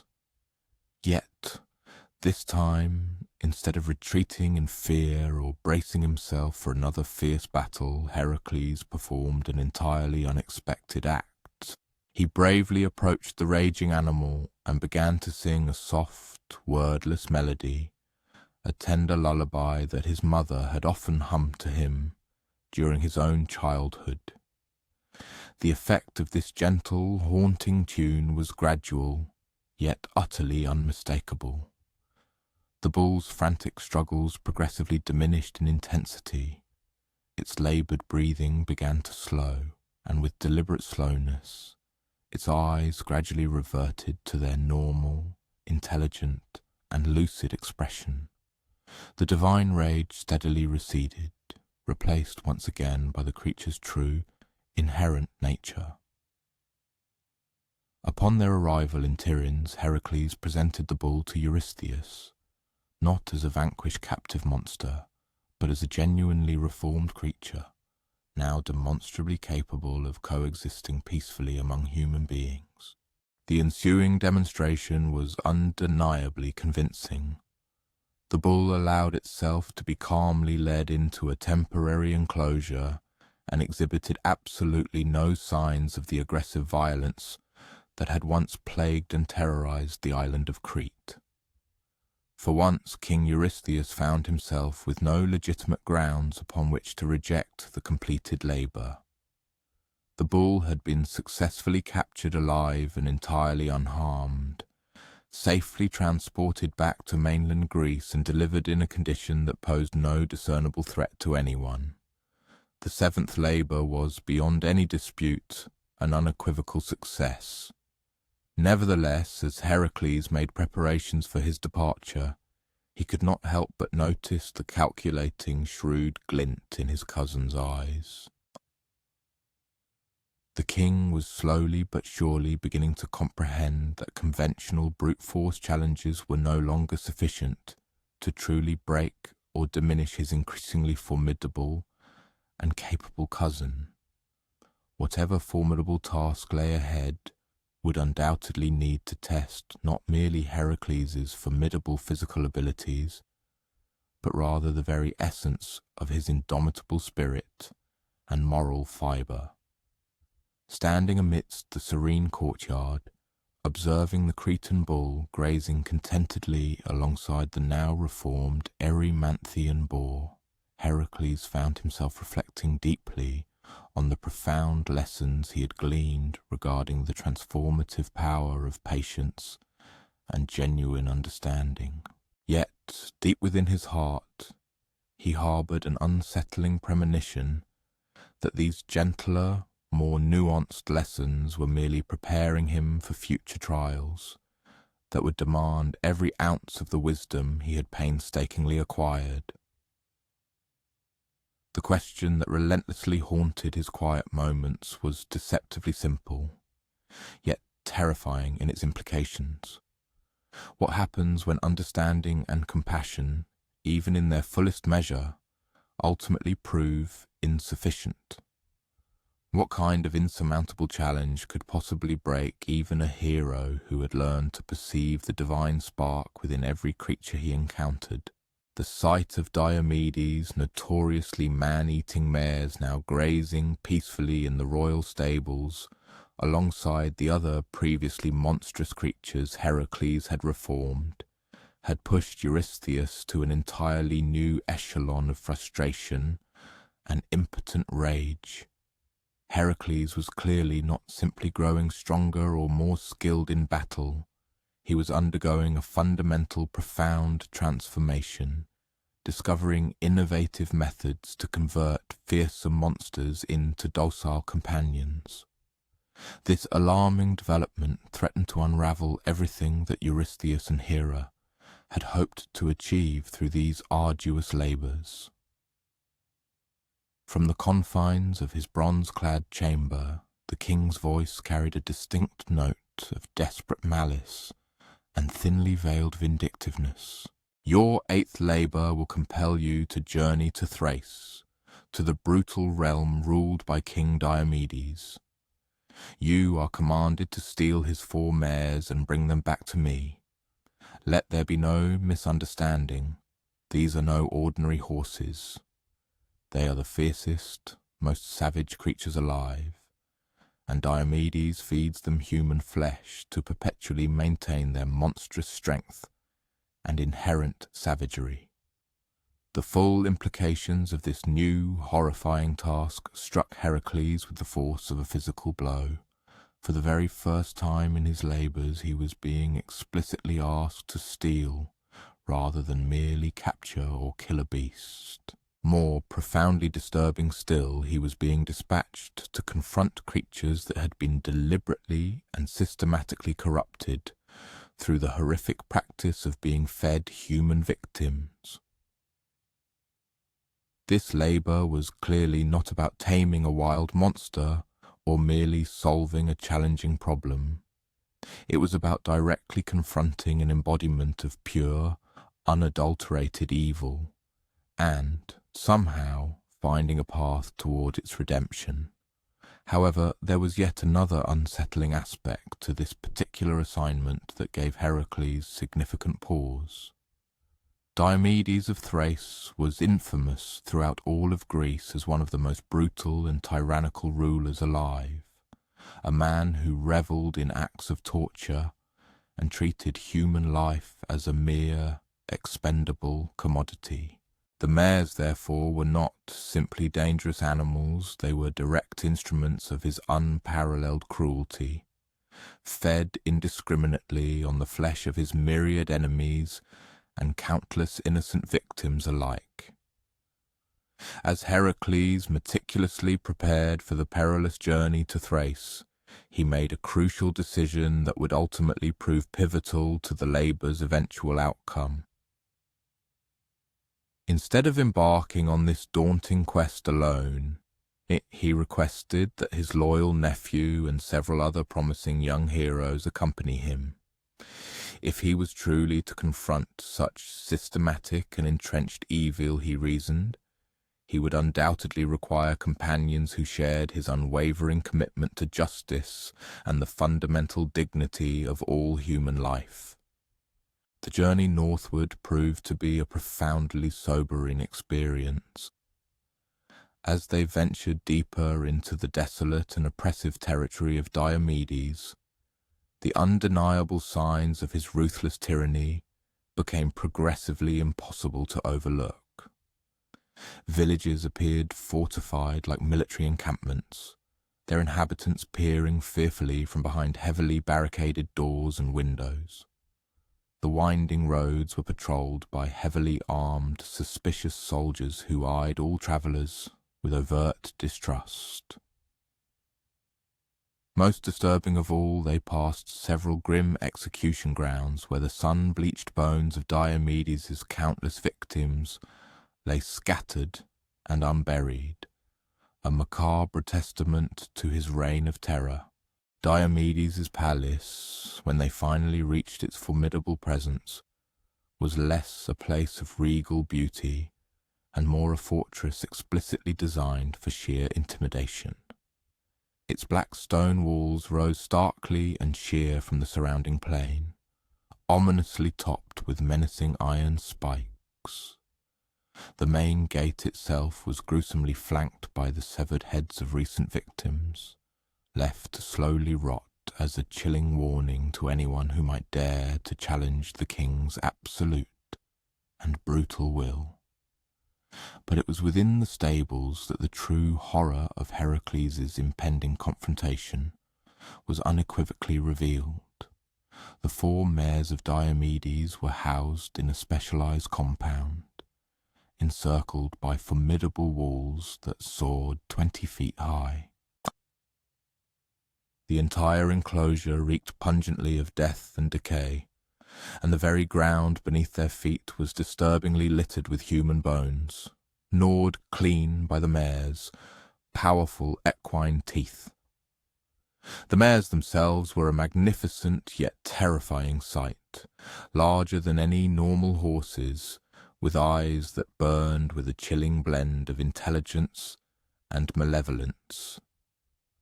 Watching the mares feed ravenously on fresh meat brought by Diomedes' servants, Heracles realized with a chilling clarity that he was confronting something utterly unprecedented in his long series of labors.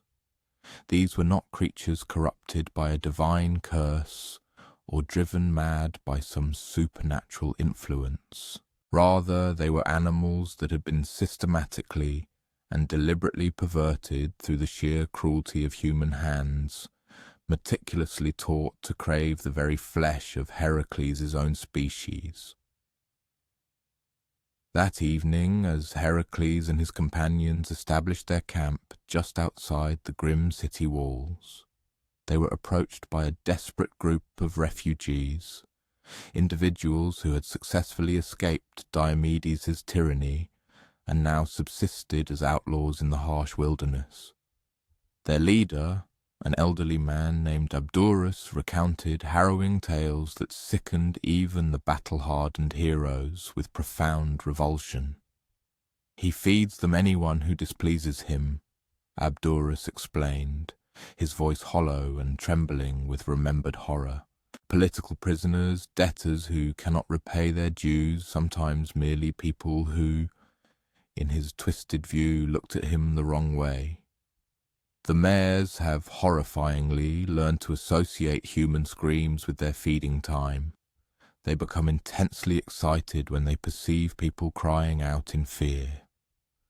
Abdurus, with his intimate familiarity, additionally furnishes Heracles with vital intelligence regarding the mares' nurturing and management. Notwithstanding their profoundly depraved state, these creatures remain, at their core, horses, possessing the fundamental characteristics and physiological requirements inherent to their species. They exhibit a distinct preference for various forms of sustenance beyond the abhorrent human flesh they have been conditioned to consume. They seek out chosen havens for repose, and each displays a unique and discernible temperament. This profound insight, illuminating their underlying equine nature, instills within Heracles a burgeoning optimism that a path toward their ultimate redemption might yet be forged. The elaborate strategy that coalesces from the intense deliberations of that night is both intricate and fraught with peril. Rather than the mere appropriation of the mares, the audacious scheme involves nothing less than an endeavour to emancipate the entire populace from the oppressive yoke of Diomedes' brutal dominion. The demise of the despot, it is reasoned, would not only grant freedom to his long-suffering subjects, but also effectively eradicate the fount of the mare's horrifying corruption.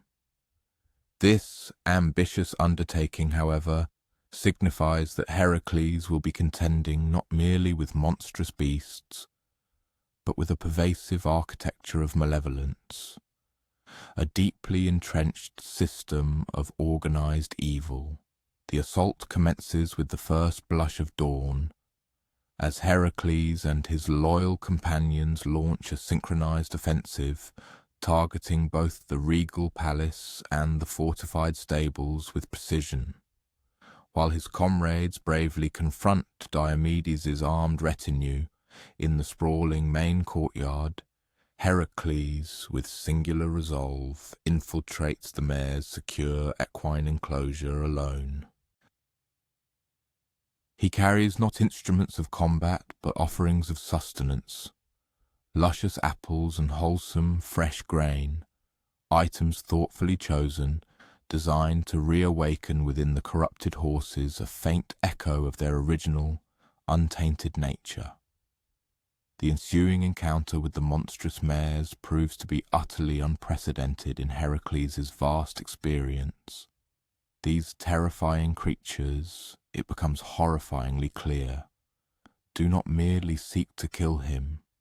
Their murderous intent is compounded by a ravenous, predatory appetite for his very flesh. They charge with unbridled ferocity, their fangs exposed, their eyes alight with a feral, cannibalistic fervour. Yet Heracles, with remarkable self-control, refrains from any act of aggression.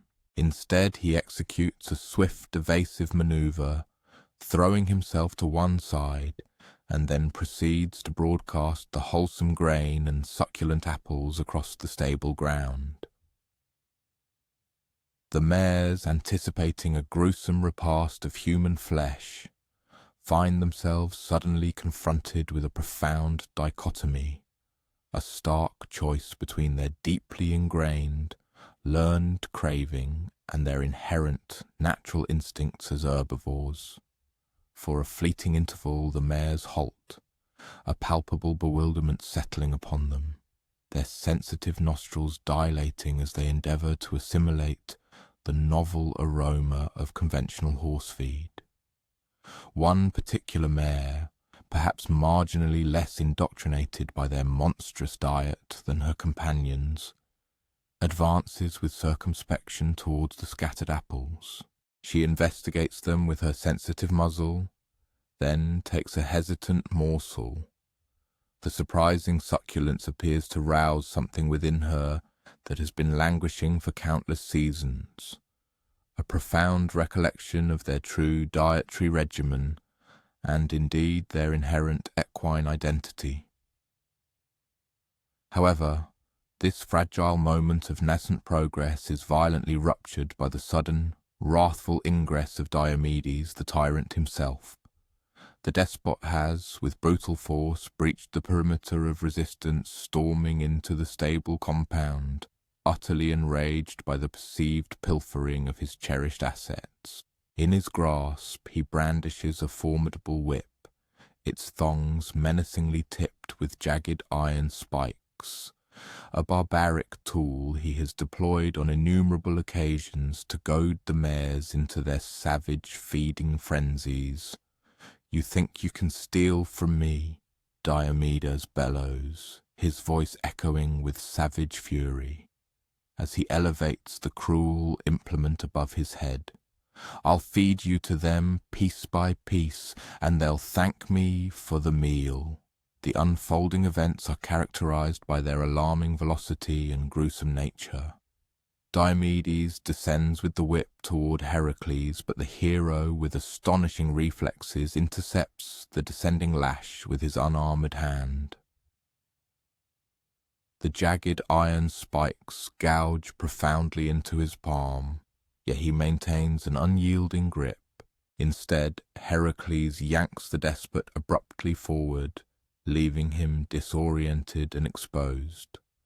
The ensuing skirmish, though remarkably brief, proves utterly conclusive. Diomedes, for all his inherent cruelty and malevolence, is utterly outmatched by the formidable prowess and honed discipline of Heracles. In a matter of mere heartbeats, the tyrant lies prostrate and insensible on the ground of his own stable, encircled by the very mares he had so cruelly employed as instruments of his reign of terror. However, it is the subsequent turn of events that truly delineates the profound essence of this formidable labour.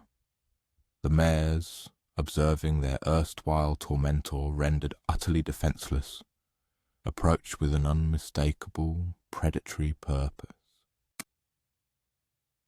They have, after all, been ruthlessly conditioned to interpret human vulnerability as an explicit summons to sate their hunger, and Diomedes himself had supplied them with an endless procession of unfortunate souls over the preceding years.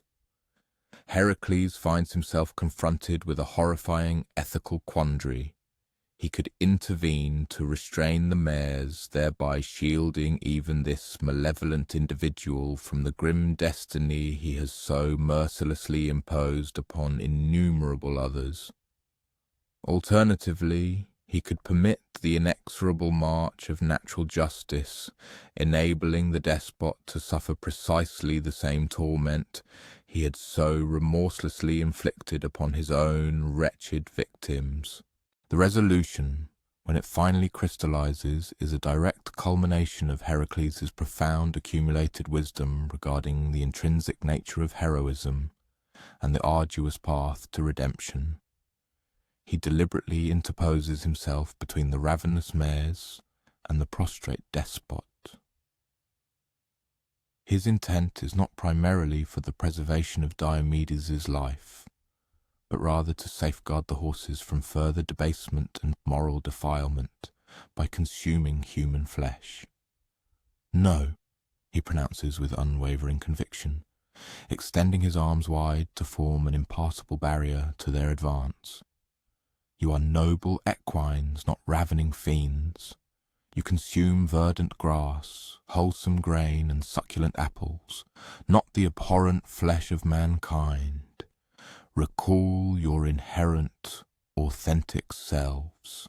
This decisive intervention proves effective, attributable in part to Heracles' formidable and authoritative presence, and significantly to the earlier taste of apples which had successfully reawakened the mare's long-dormant herbivorous instincts. Consequently, they begin to recede from the insensible despot, though they nonetheless continue to fixate upon him with a lingering, discernible predatory hunger. With the tyrant Diomedes vanquished and his armed retinue dispersed in disarray, the emancipation of the beleaguered city advances with remarkable celerity. The displaced refugees begin to stream back from their arduous exile in the wilderness, eager to reoccupy their rightful dwellings.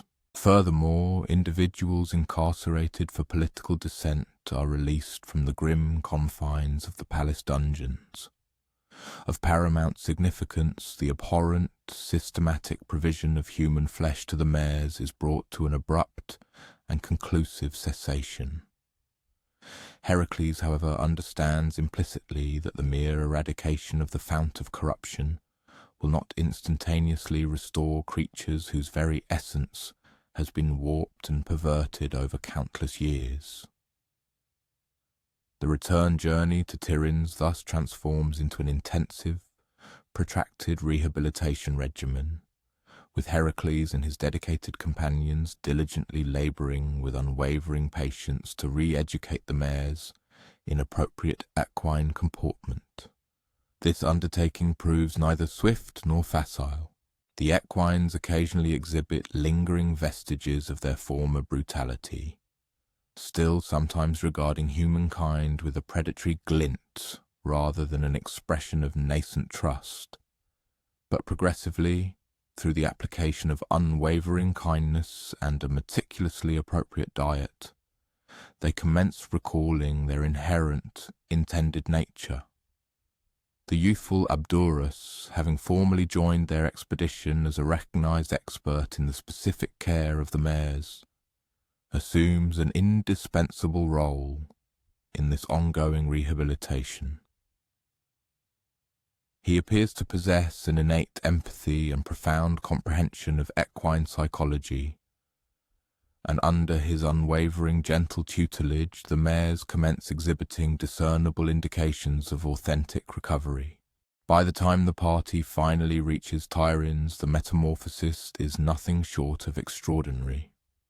While the mares still retain certain physical hallmarks of their past depravity, possessing a stature and musculature exceeding typical equines, coupled with unnervingly keen dentition, their comportment has evolved to become unequivocally characteristic of horses. They serenely graze, respond affirmatively to solicitous handling, and demonstrate an utter absence of any predatory interest in human flesh. King Eurystheus, observing from the austere confines of his bronze-clad chamber, as the four mares are guided with serene docility into the royal stables, struggles to reconcile the sight with his own ingrained perceptions. "How?" he interrogates, his voice tinged with incredulity. "By what extraordinary means did you transform these notorious anthropophagus monstrosities into mere mundane equines?" Hercules deliberates upon the query with profound contemplation prior to articulating his response. "I believe they were never intrinsically monstrous entities at all," he calmly explains. "They were merely living beings that had been systematically conditioned to exhibit monstrous behaviours. Upon being presented with an alternative mode of existence, they embraced it with discernible alacrity. Sometimes, King, malevolence does not stem from an inherent, fundamental disposition. Rather, it is merely a product of egregious indoctrination, susceptible to rectification through the diligent application of patience and compassionate affection." Yet, even as these profound pronouncements escape his lips, Heracles possesses an acute awareness that his increasing proficiency in the restoration of debased entities is undeniably intensifying the desperation among his formidable adversaries. The expression etched upon Eurystheus's countenance portends that subsequent tasks will rigorously examine not merely his physical might or intellectual acumen, but rather the very bedrock of his conviction that no living being is beyond the possibility of redemption. Meanwhile, cloaked in the unseen depths of the shadows, the formidable goddess Hera maintains her vigilant observation and meticulous strategic planning. Perceiving with growing unease that overt corruption alone may prove insufficient to shatter the resolve of this extraordinary hero, one who consistently unearths glimmers of hope even amidst the profoundest gloom. What conceivable ordeal could possibly dislodge the unwavering spirit of an individual who has cultivated the profound capacity to discern the merest spark of inherent divinity within even the most grotesquely distorted creations? The unprecedented spectacle of Diomedes's erstwhile anthropophagus mares serenely grazing in tranquil coexistence with other rehabilitated animals within the royal stables has propelled King Eurystheus into an altogether novel stratum of exasperation. Heracles is not merely accomplishing seemingly insurmountable feats, he is in fact fundamentally altering the intrinsic definition of monstrosity itself. Should this trajectory persist, Heracles stands poised to genuinely attain the profound redemption he so earnestly pursues, a prospect utterly unpalatable and impermissible to both Eurystheus and the vengeful Hera. On this occasion, as the monarch's pronouncement reverberates from the resonant confines of his bronze-clad chamber, it bears an unmistakable timbre of premeditated malevolence, causing even the hardened royal guards to subtly betray their disquiet. Your forthcoming ninth labour, Eurystheus declares, shall serve to ascertain whether your recently acquired sagacity extends to the intricate realms of diplomacy and ethical conduct. You must journey forth to the distant domain of the legendary Amazons and secure the fabled golden girdle belonging to their sovereign, Queen Hippolyta. This particular singulum is a divine endowment from Ares, the very god of war, and it is certain that the queen will not relinquish it of her own volition. The profound ramifications of this new directive are instantly patent to Hercules. In stark contrast to his preceding arduous undertakings, which predominantly involved confronting or negotiating with creatures based on their inherent dispositions, this particular assignment places him in prospective antagonism with an entire civilization comprised of formidable warrior women.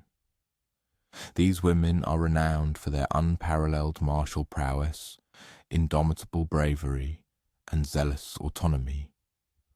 The Amazons are neither monstrous entities awaiting subjugation nor mere conundrums demanding resolution.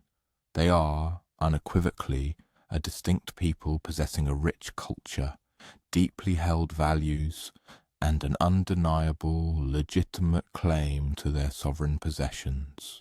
However, an additional, more profound stratum of this formidable challenge disquiets Heracles with even greater intensity.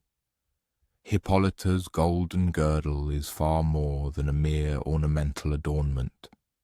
It functions as a potent emblem of her sovereign authority, having been consecrated by Ares, the very deity of conflict. Its forcible confiscation would be akin to forcefully divesting a queen of her regal diadem, a deed that would inevitably result in her profound public humiliation before her devoted subjects, and furthermore possess the grave potential to catastrophically destabilize the very foundations of their societal structure. In the meticulous preparations for this impending expedition, Heracles formulates a crucial strategic determination that powerfully encapsulates the depth of wisdom he has accrued from his preceding arduous undertakings. Rather than embarking with a retinue of martial combatants who might instinctively perceive the Amazons as adversaries slated for subjugation, he judiciously selects associates distinguished by their refined diplomatic aptitudes and a demonstrated reverence for diverse cultural traditions. This endeavour, therefore, is intended to unfold as a mission of nuanced negotiation rather than outright military conquest. The arduous sea journey to the formidable homeland of the Amazons compelled them across the vast expanse of the Black Sea, toward remote coastlines rarely glimpsed by the eyes of Greek men. As their vessel drew nearer to the unfamiliar shores, an impressive vista unfolded, revealing clear signs of a sophisticated civilization strikingly different from anything found in the Hellenic world. The metropolises, a testament to ingenious design, were meticulously constructed with an acute appreciation for both aesthetic appeal and formidable fortification, unmistakably showcasing the profound influence of warrior architects who inherently grasped that robust strength and refined elegance could not only coexist, but flourish in symbiotic harmony. Yet it was their initial direct encounter with the Amazons themselves that truly etched an indelible impression upon the minds of Heracles and his stalwart companions. A disciplined squadron of formidable mounted warriors, moving with an astonishing synchronicity, deftly intercepted their ship while it was still a considerable mile from the safety of the shore.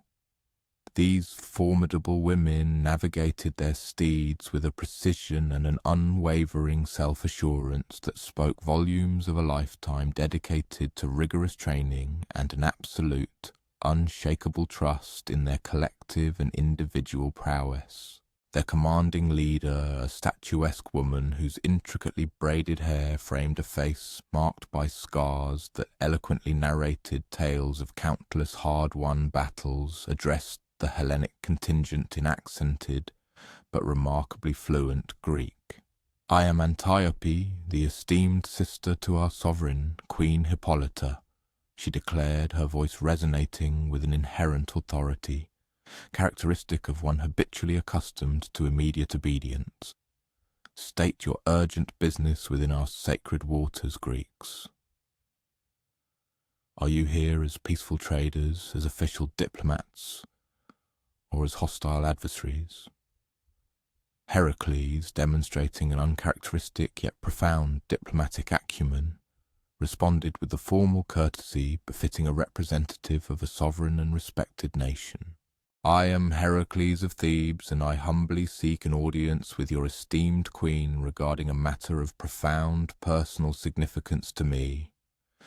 I come bearing genuine gifts as sincere tokens of my respect, and ask only for the invaluable opportunity to present my case directly before her." This unexpectedly polished and respectful approach evidently caught Antiope by surprise, for she had likely encountered precious few Greek men capable of addressing Amazon women with such an undeniable air of equality and deference. Following a brief moment of thoughtful deliberation, she graciously granted them safe passage to the capital, though Heracles keenly observed that their escort comprised a sufficient number of seasoned warriors to decisively counter any conceivable act of treachery. The Amazon capital itself proved to be nothing short of a profound revelation. In stark contrast to the patriarchal Greek cities where women's quarters were typically sequestered and hidden away from the public gaze, here women held every conceivable position of authority, influence, and societal respect. The very architecture of the city profoundly mirrored their core values, structures that were simultaneously practical in function and breathtakingly beautiful in form, meticulously designed by a people who perceived no inherent conflict between formidable martial prowess and a refined aesthetic sensibility. Queen Hippolyta received them within a throne room that masterfully balanced a sense of magnificent grandeur with an intimately scaled, welcoming atmosphere. She appeared younger than Heracles had anticipated, perhaps merely a few years his senior. Yet she carried herself with the self-assured confidence of one who had never for a moment doubted her inherent right to rule.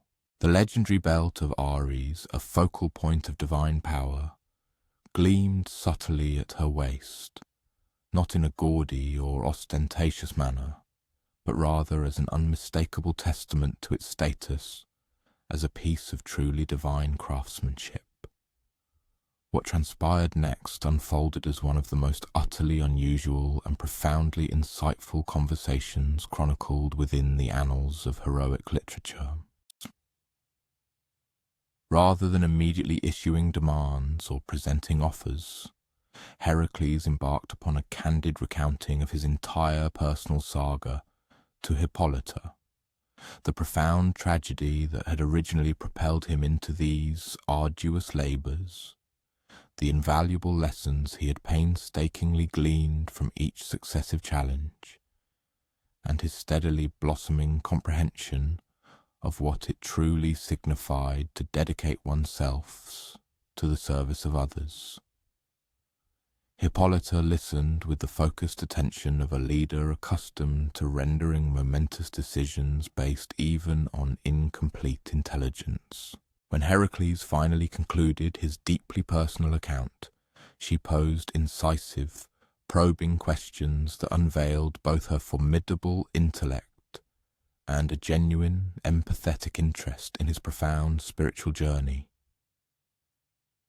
"So, You seek this illustrious belt not as a mere trophy of conquest, she thoughtfully summarized, her gaze unwavering, but rather as a potent symbol that signifies your learned ability to attain what you genuinely need through mutual respect, rather than through brute force. You are, in essence, asking me to assist you in demonstrating that you have profoundly evolved beyond the man who, in earlier times, would resolve every predicament with the blunt force of his club. The uncanny accuracy of her assessment genuinely astonished Hercules. He had not, in truth, articulated his request in precisely those terms, yet she had unerringly pinpointed the deeper underlying meaning of his current endeavour. This particular labour, he realized, was not merely about the completion of a formidable task. It was fundamentally about proving that he had matured into someone truly worthy of the redemption he so earnestly sought. What Queen Hippolyta did next utterly astonished everyone present, including her own seasoned advisers who stood in silent witness. With a decisive movement, she unbuckled the fabled belt of Ares and extended it gracefully toward Hercules. "Take it," she simply stated, her voice imbued with quiet dignity, not as the spoils of some hard-fought war or as the negotiated price of a transaction, but rather as a genuine gift, freely bestowed to honour your transformative journey toward wisdom. However, even as Heracles' hand reached out to accept the precious belt, an unforeseen disaster erupted from an entirely unexpected direction. Hera, observing the peaceful resolution from her Olympian vantage point and consumed by a furious indignation at this harmonious outcome, descended swiftly to the Amazon capital in a cunning disguise.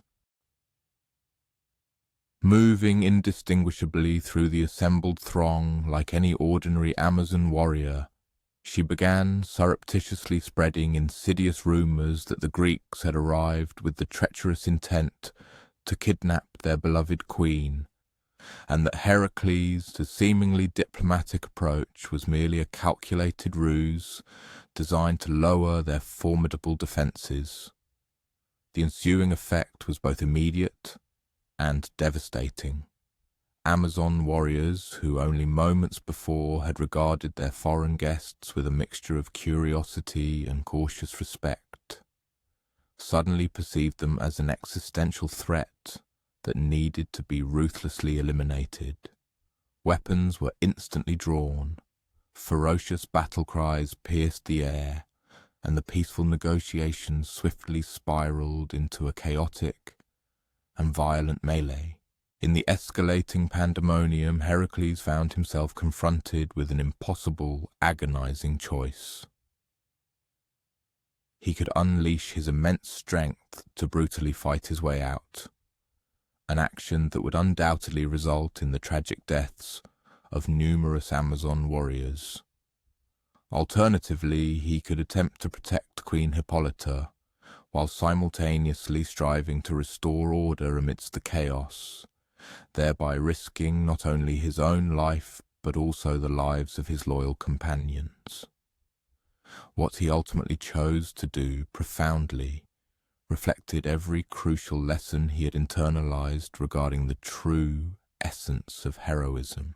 Instead of drawing his formidable weapons, he bravely threw his massive form between Queen Hippolyta and the surging, advancing warriors, instinctively using his own body as a living shield while vehemently shouting for everyone to cease their fighting.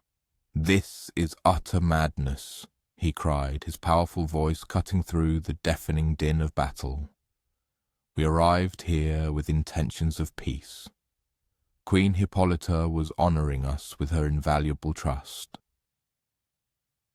Do not permit some stranger's deceitful lies to utterly destroy what we have painstakingly built together."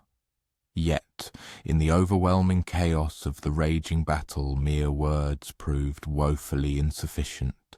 An Amazon spear, propelled by a warrior who genuinely believed she was defending her sovereign, tragically struck Hippolyta in the shoulder. The wound, while not immediately fatal, nonetheless sent the Amazons into a frenzied fury upon witnessing their queen's blood, a rage that no amount of rational reasoning could possibly quell. The ensuing battle was unlike any Hercules had encountered in his previous labours. He was not contending with monstrous beasts or savage wild animals, but rather with highly skilled human warriors fiercely defending their cherished homeland against what they perceived as an imminent mortal threat.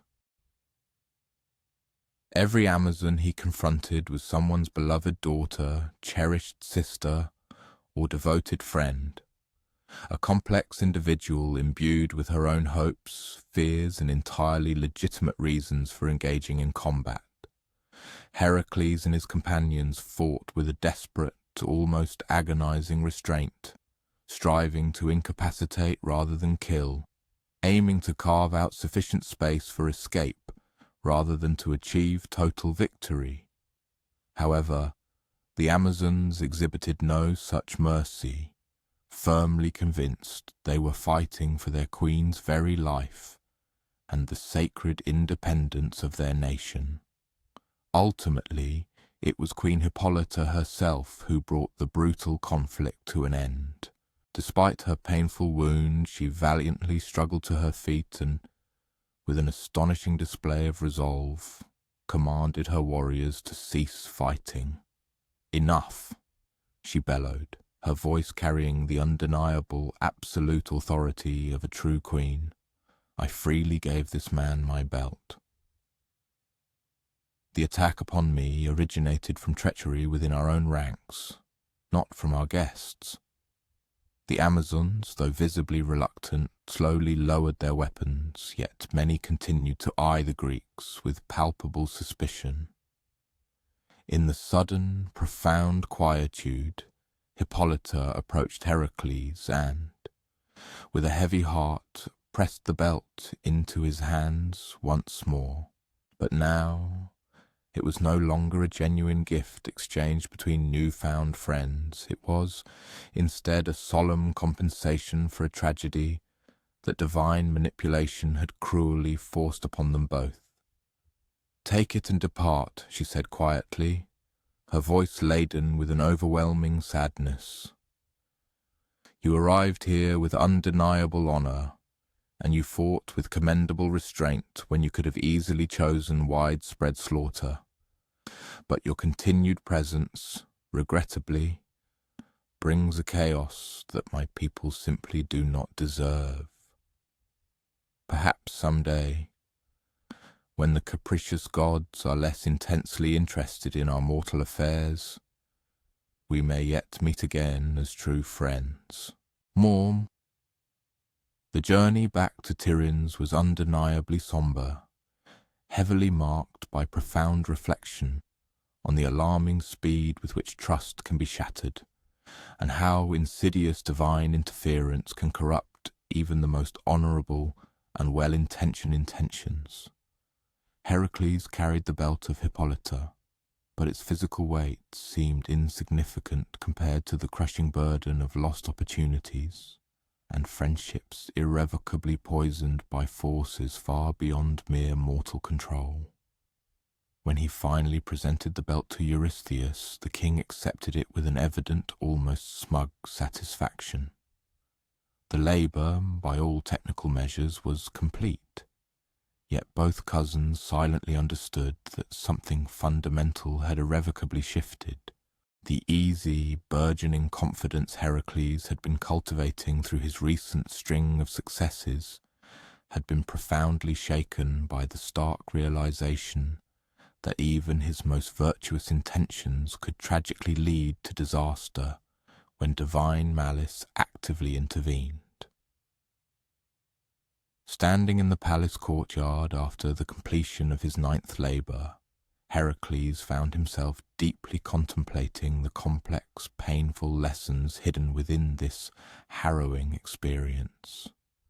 He had learned that wisdom and even the purest of good intentions were not always sufficient.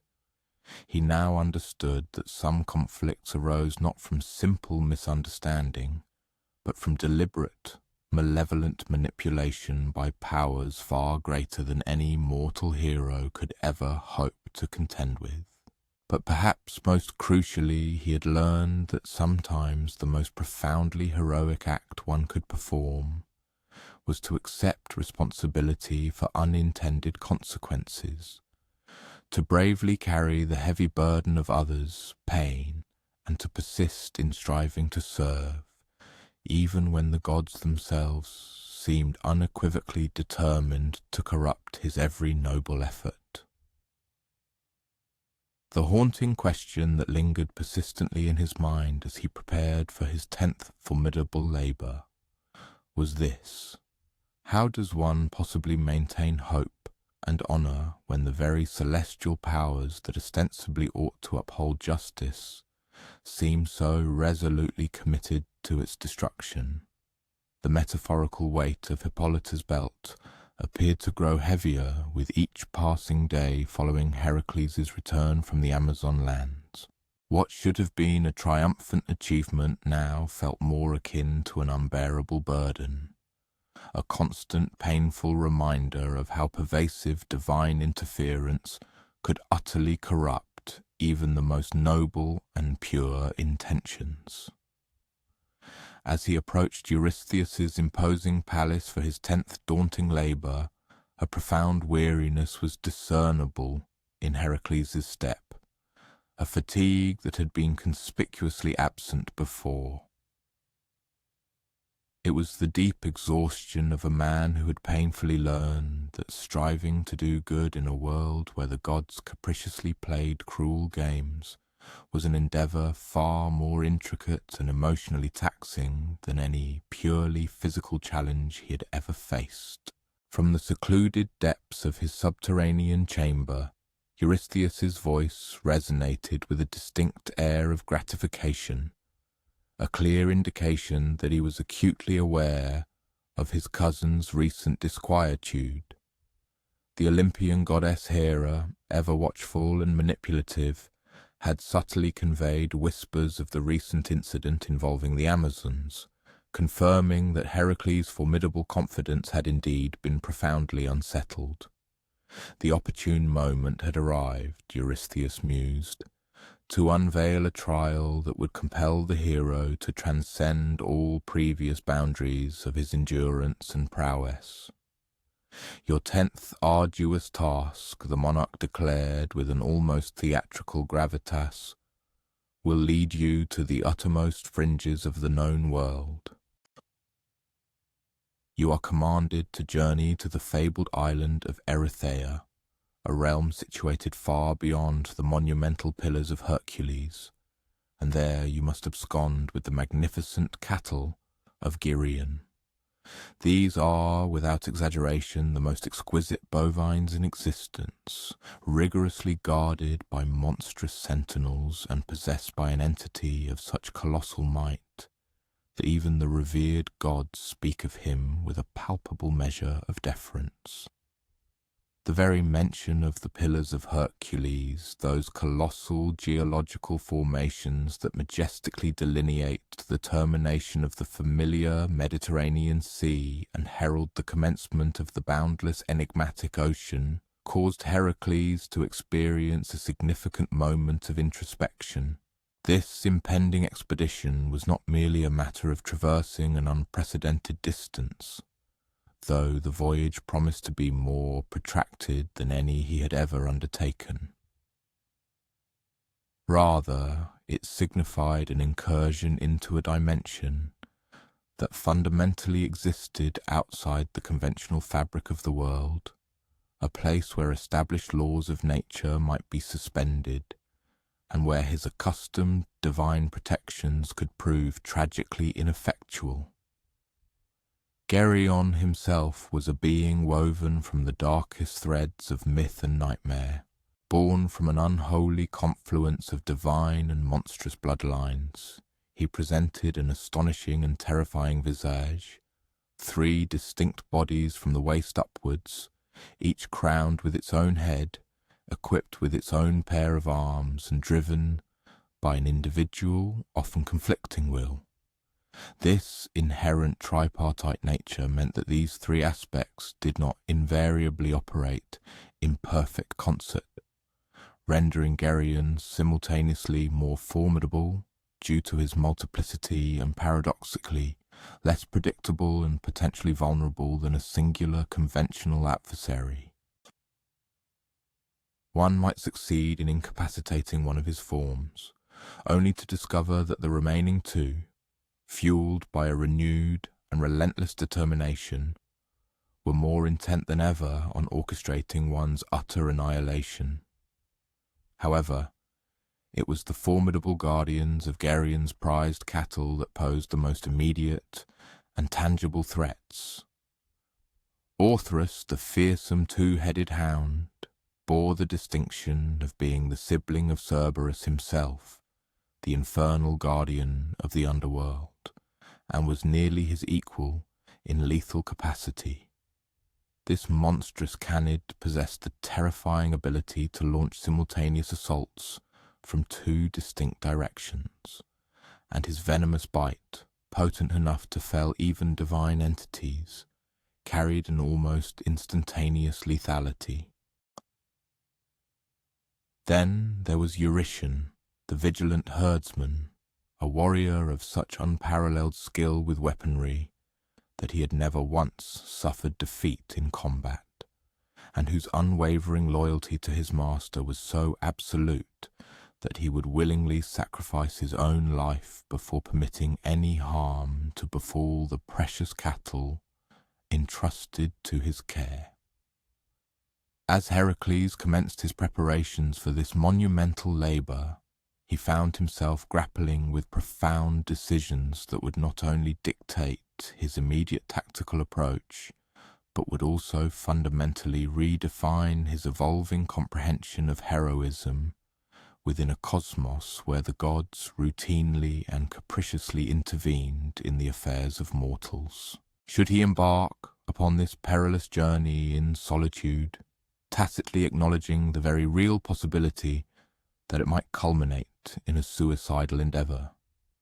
Alternatively, should he amass a formidable army, thereby transforming the sacred labour into an overt military campaign?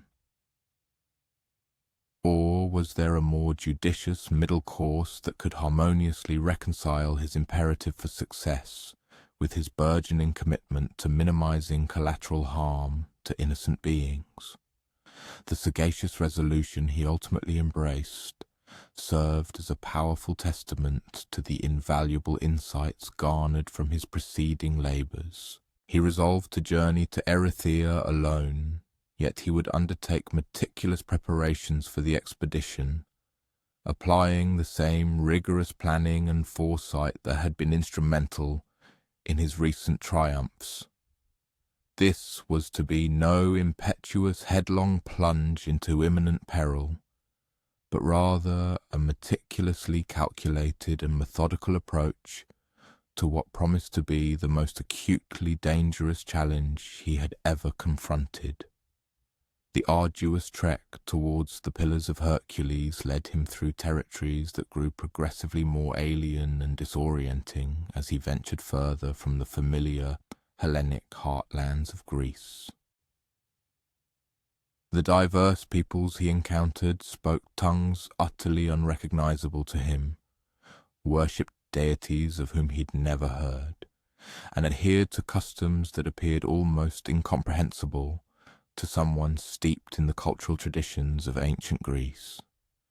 Yet it was upon reaching the magnificent cliffs that unequivocally marked the very periphery of the known world that Heracles truly apprehended the staggering magnitude of the undertaking before him.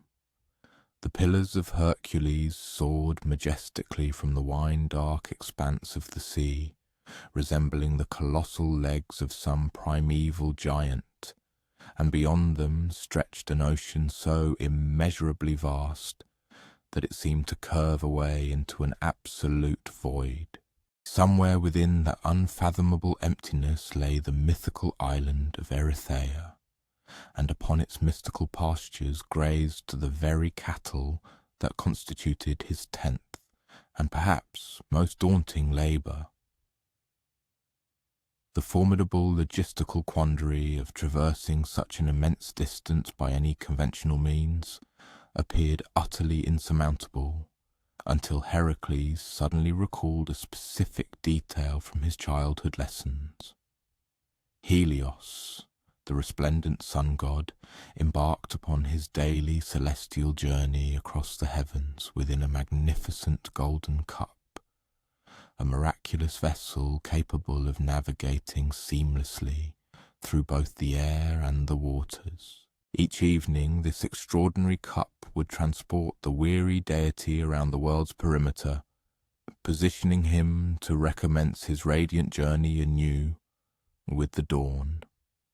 The audacious plan that crystallized from this vivid memory transcended anything Heracles had previously dared to contemplate. He would patiently await Helios's completion of his daily cosmic transit, and then, with unparalleled boldness, he would petition the sun god to lend him his divine cup for his own crucial voyage to Erythea. It was a request that verged on outright blasphemy. Mortals, after all, did not customarily make such presumptuous demands of the paramount deities. However, Heracles had gleaned a profound truth. Sometimes the seemingly impossible could indeed be rendered possible, provided one approached it with an appropriate measure of reverence coupled with an undeniably compelling necessity. The momentous encounter with Helios transpired at sunset, high atop the westernmost precipice of the Pillars. As the sun god made his preparations to embark upon his nightly circumambulation of the world's rim, Heracles approached with the formal, deferential courtesy befitting a divine being, yet simultaneously imbued with the quiet self-assurance of one who had learned to regard the gods as powerful, potential allies rather than as remote, unapproachable authorities. "Lord Helios," he articulated, executing a deep bow, but consciously refraining from any act of abject abasement. "I present myself before you with a petition that I fully acknowledge may sound exceedingly presumptuous. I am compelled to reach the island of Erythea to fulfill a labour that has been imposed upon me as penance for grievous past transgressions. Would you graciously consent to lend me your magnificent cup for this critical journey, secure in the knowledge that I shall return it utterly undamaged, and shall treat it with the profound respect due to such sacred, divine property?" Helios, perhaps genuinely intrigued by the sheer novelty of a mortal articulating such a direct and audacious request, contemplated the proposition with the meticulous attention of a being who had witnessed the entirety of the world's unfolding history. "You ask much, son of Zeus," he finally pronounced, his voice resonating with ancient wisdom. "My sacred cup has never before conveyed a mortal across the abyssal waters at the world's ultimate edge. Nevertheless, I have observed your numerous labours with considerable interest, and I am indeed approving of the profound lessons you have assimilated regarding the virtues of service and sacrifice. Very well, you may indeed borrow my cup, but I impose a strict temporal condition. You have but 3 days. Should you fail to return within that stipulated period, you shall find yourself irrevocably stranded in waters no mortal was ever intended to navigate." The resplendent golden cup of Helios was a true marvel of divine craftsmanship, a vessel that utterly defied every conventional assumption regarding the operational principles of maritime craft. It responded not to physical manipulation or steering, but rather to the mere force of thought, propelled by an inherent divine power, rather than by the capricious whims of wind or the arduous strokes of oars.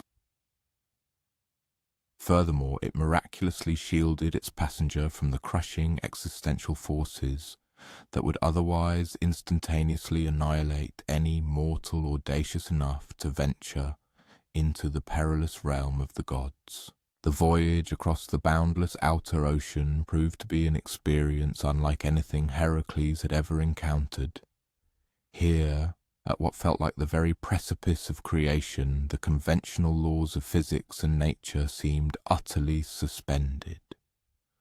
Gargantuan sea creatures, some as vast as islands, breached the surface beside the Golden Cup, yet exhibited no discernible interest in this peculiar visitor to their primeval domain.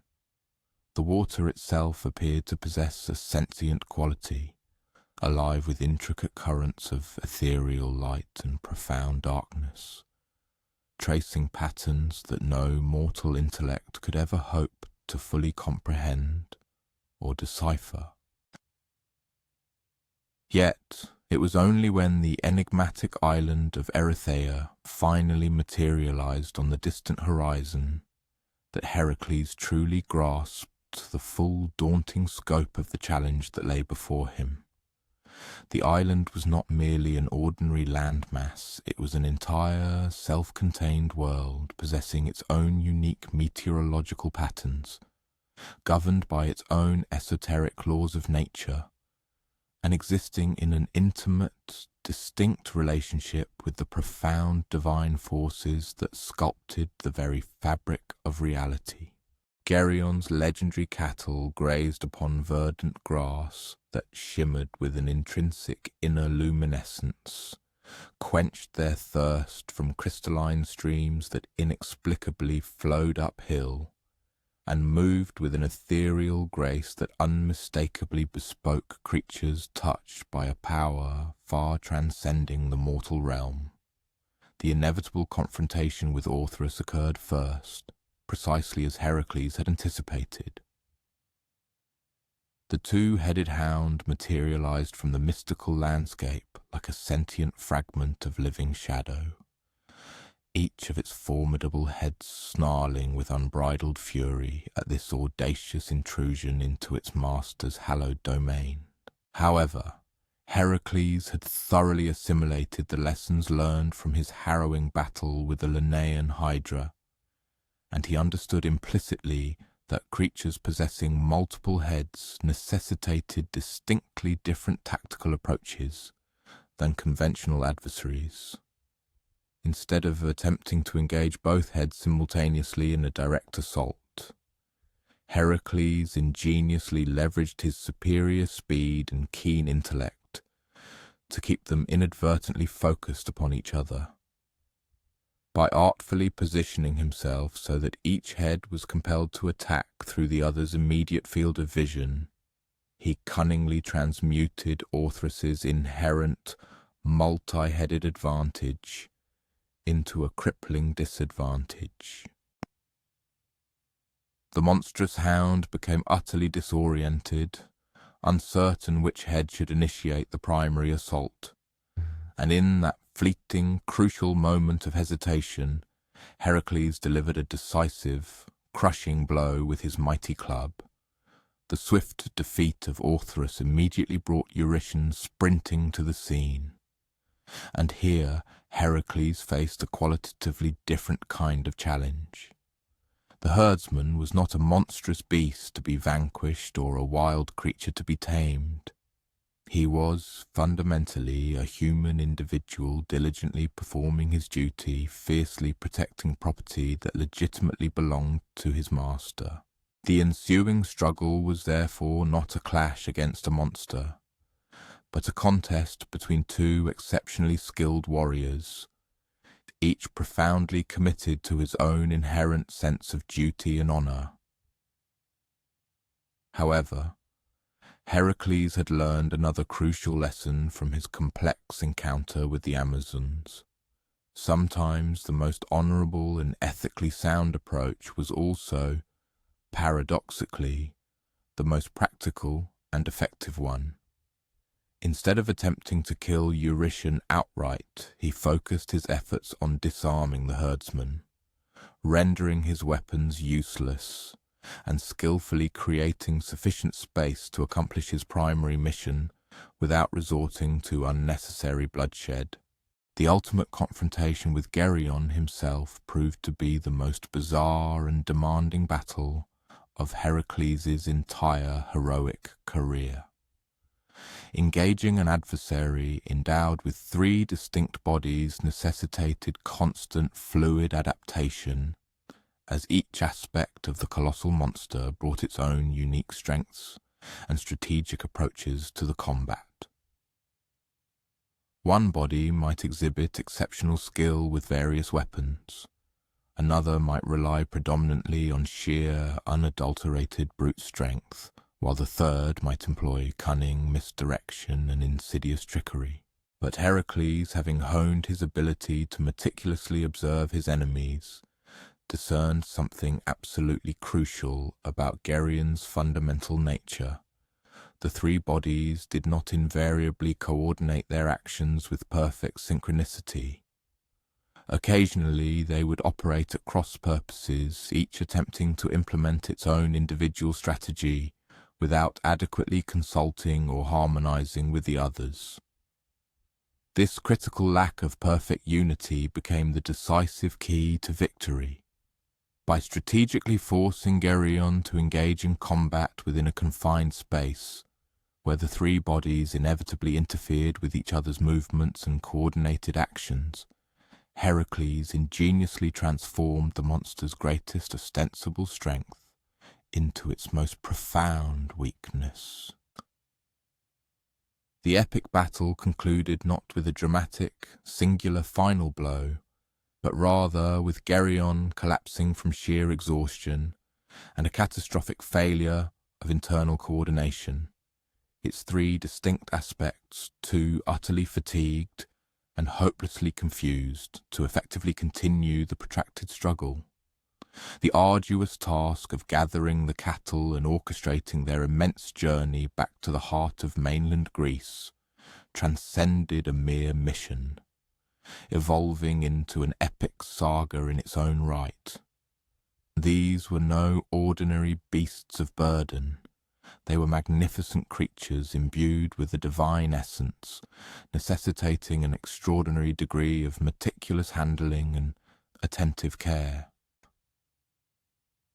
The perilous return voyage, which involved expertly herding a vast drove of mystical bovines across the sprawling expanse of a continent, while deftly evading the predatory bandits and formidable monsters that such immensely valuable livestock invariably attracted, served as a crucible, testing every single skill and hard-won ability Heracles had painstakingly cultivated throughout his challenging life.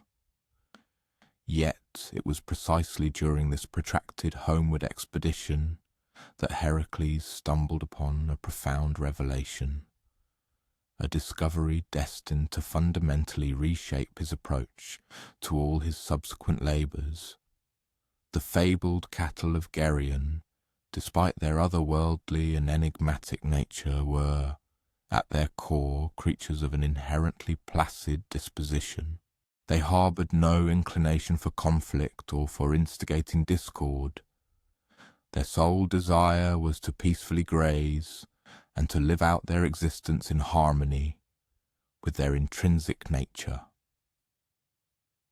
The pervasive violence and strife often associated with them, Heracles discerned, sprang not from any inherent ferocity or contentious temperament of their own, but rather from the complex and often brutal conflicts that inevitably arose from the contested ownership of such extraordinarily valuable property.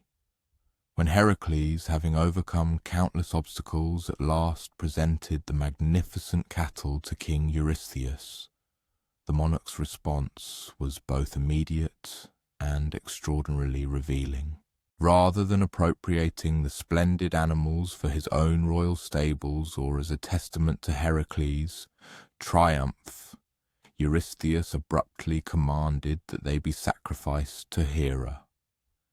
This decree transmuted what should have been a jubilant celebration of a successfully completed monumental undertaking into a somber, ritualistic act of divine appeasement.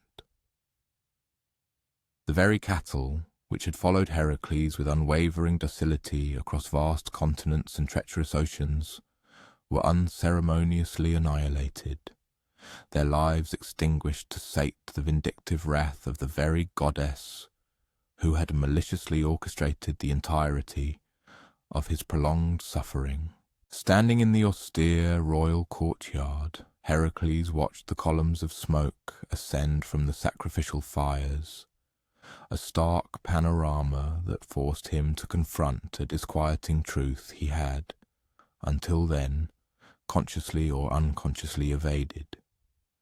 His monumental labours, he now understood with chilling clarity, were not truly about the successful completion of specific tasks or the arduous process of proving his inherent worth. Instead, they were merely a means to an end, serving only to feed Hera's insatiable appetite for vengeance. He grasped the grim reality that no quantum of success, no measure of acquired wisdom would ever genuinely sate her relentless hunger for his profound humiliation. This stark and sobering realization might well have shattered an earlier, less seasoned version of Heracles. However, the hero who had journeyed to the very edges of the known world and returned transformed had, through his trials, assimilated a crucial understanding concerning the intrinsic nature of service and self-sacrifice.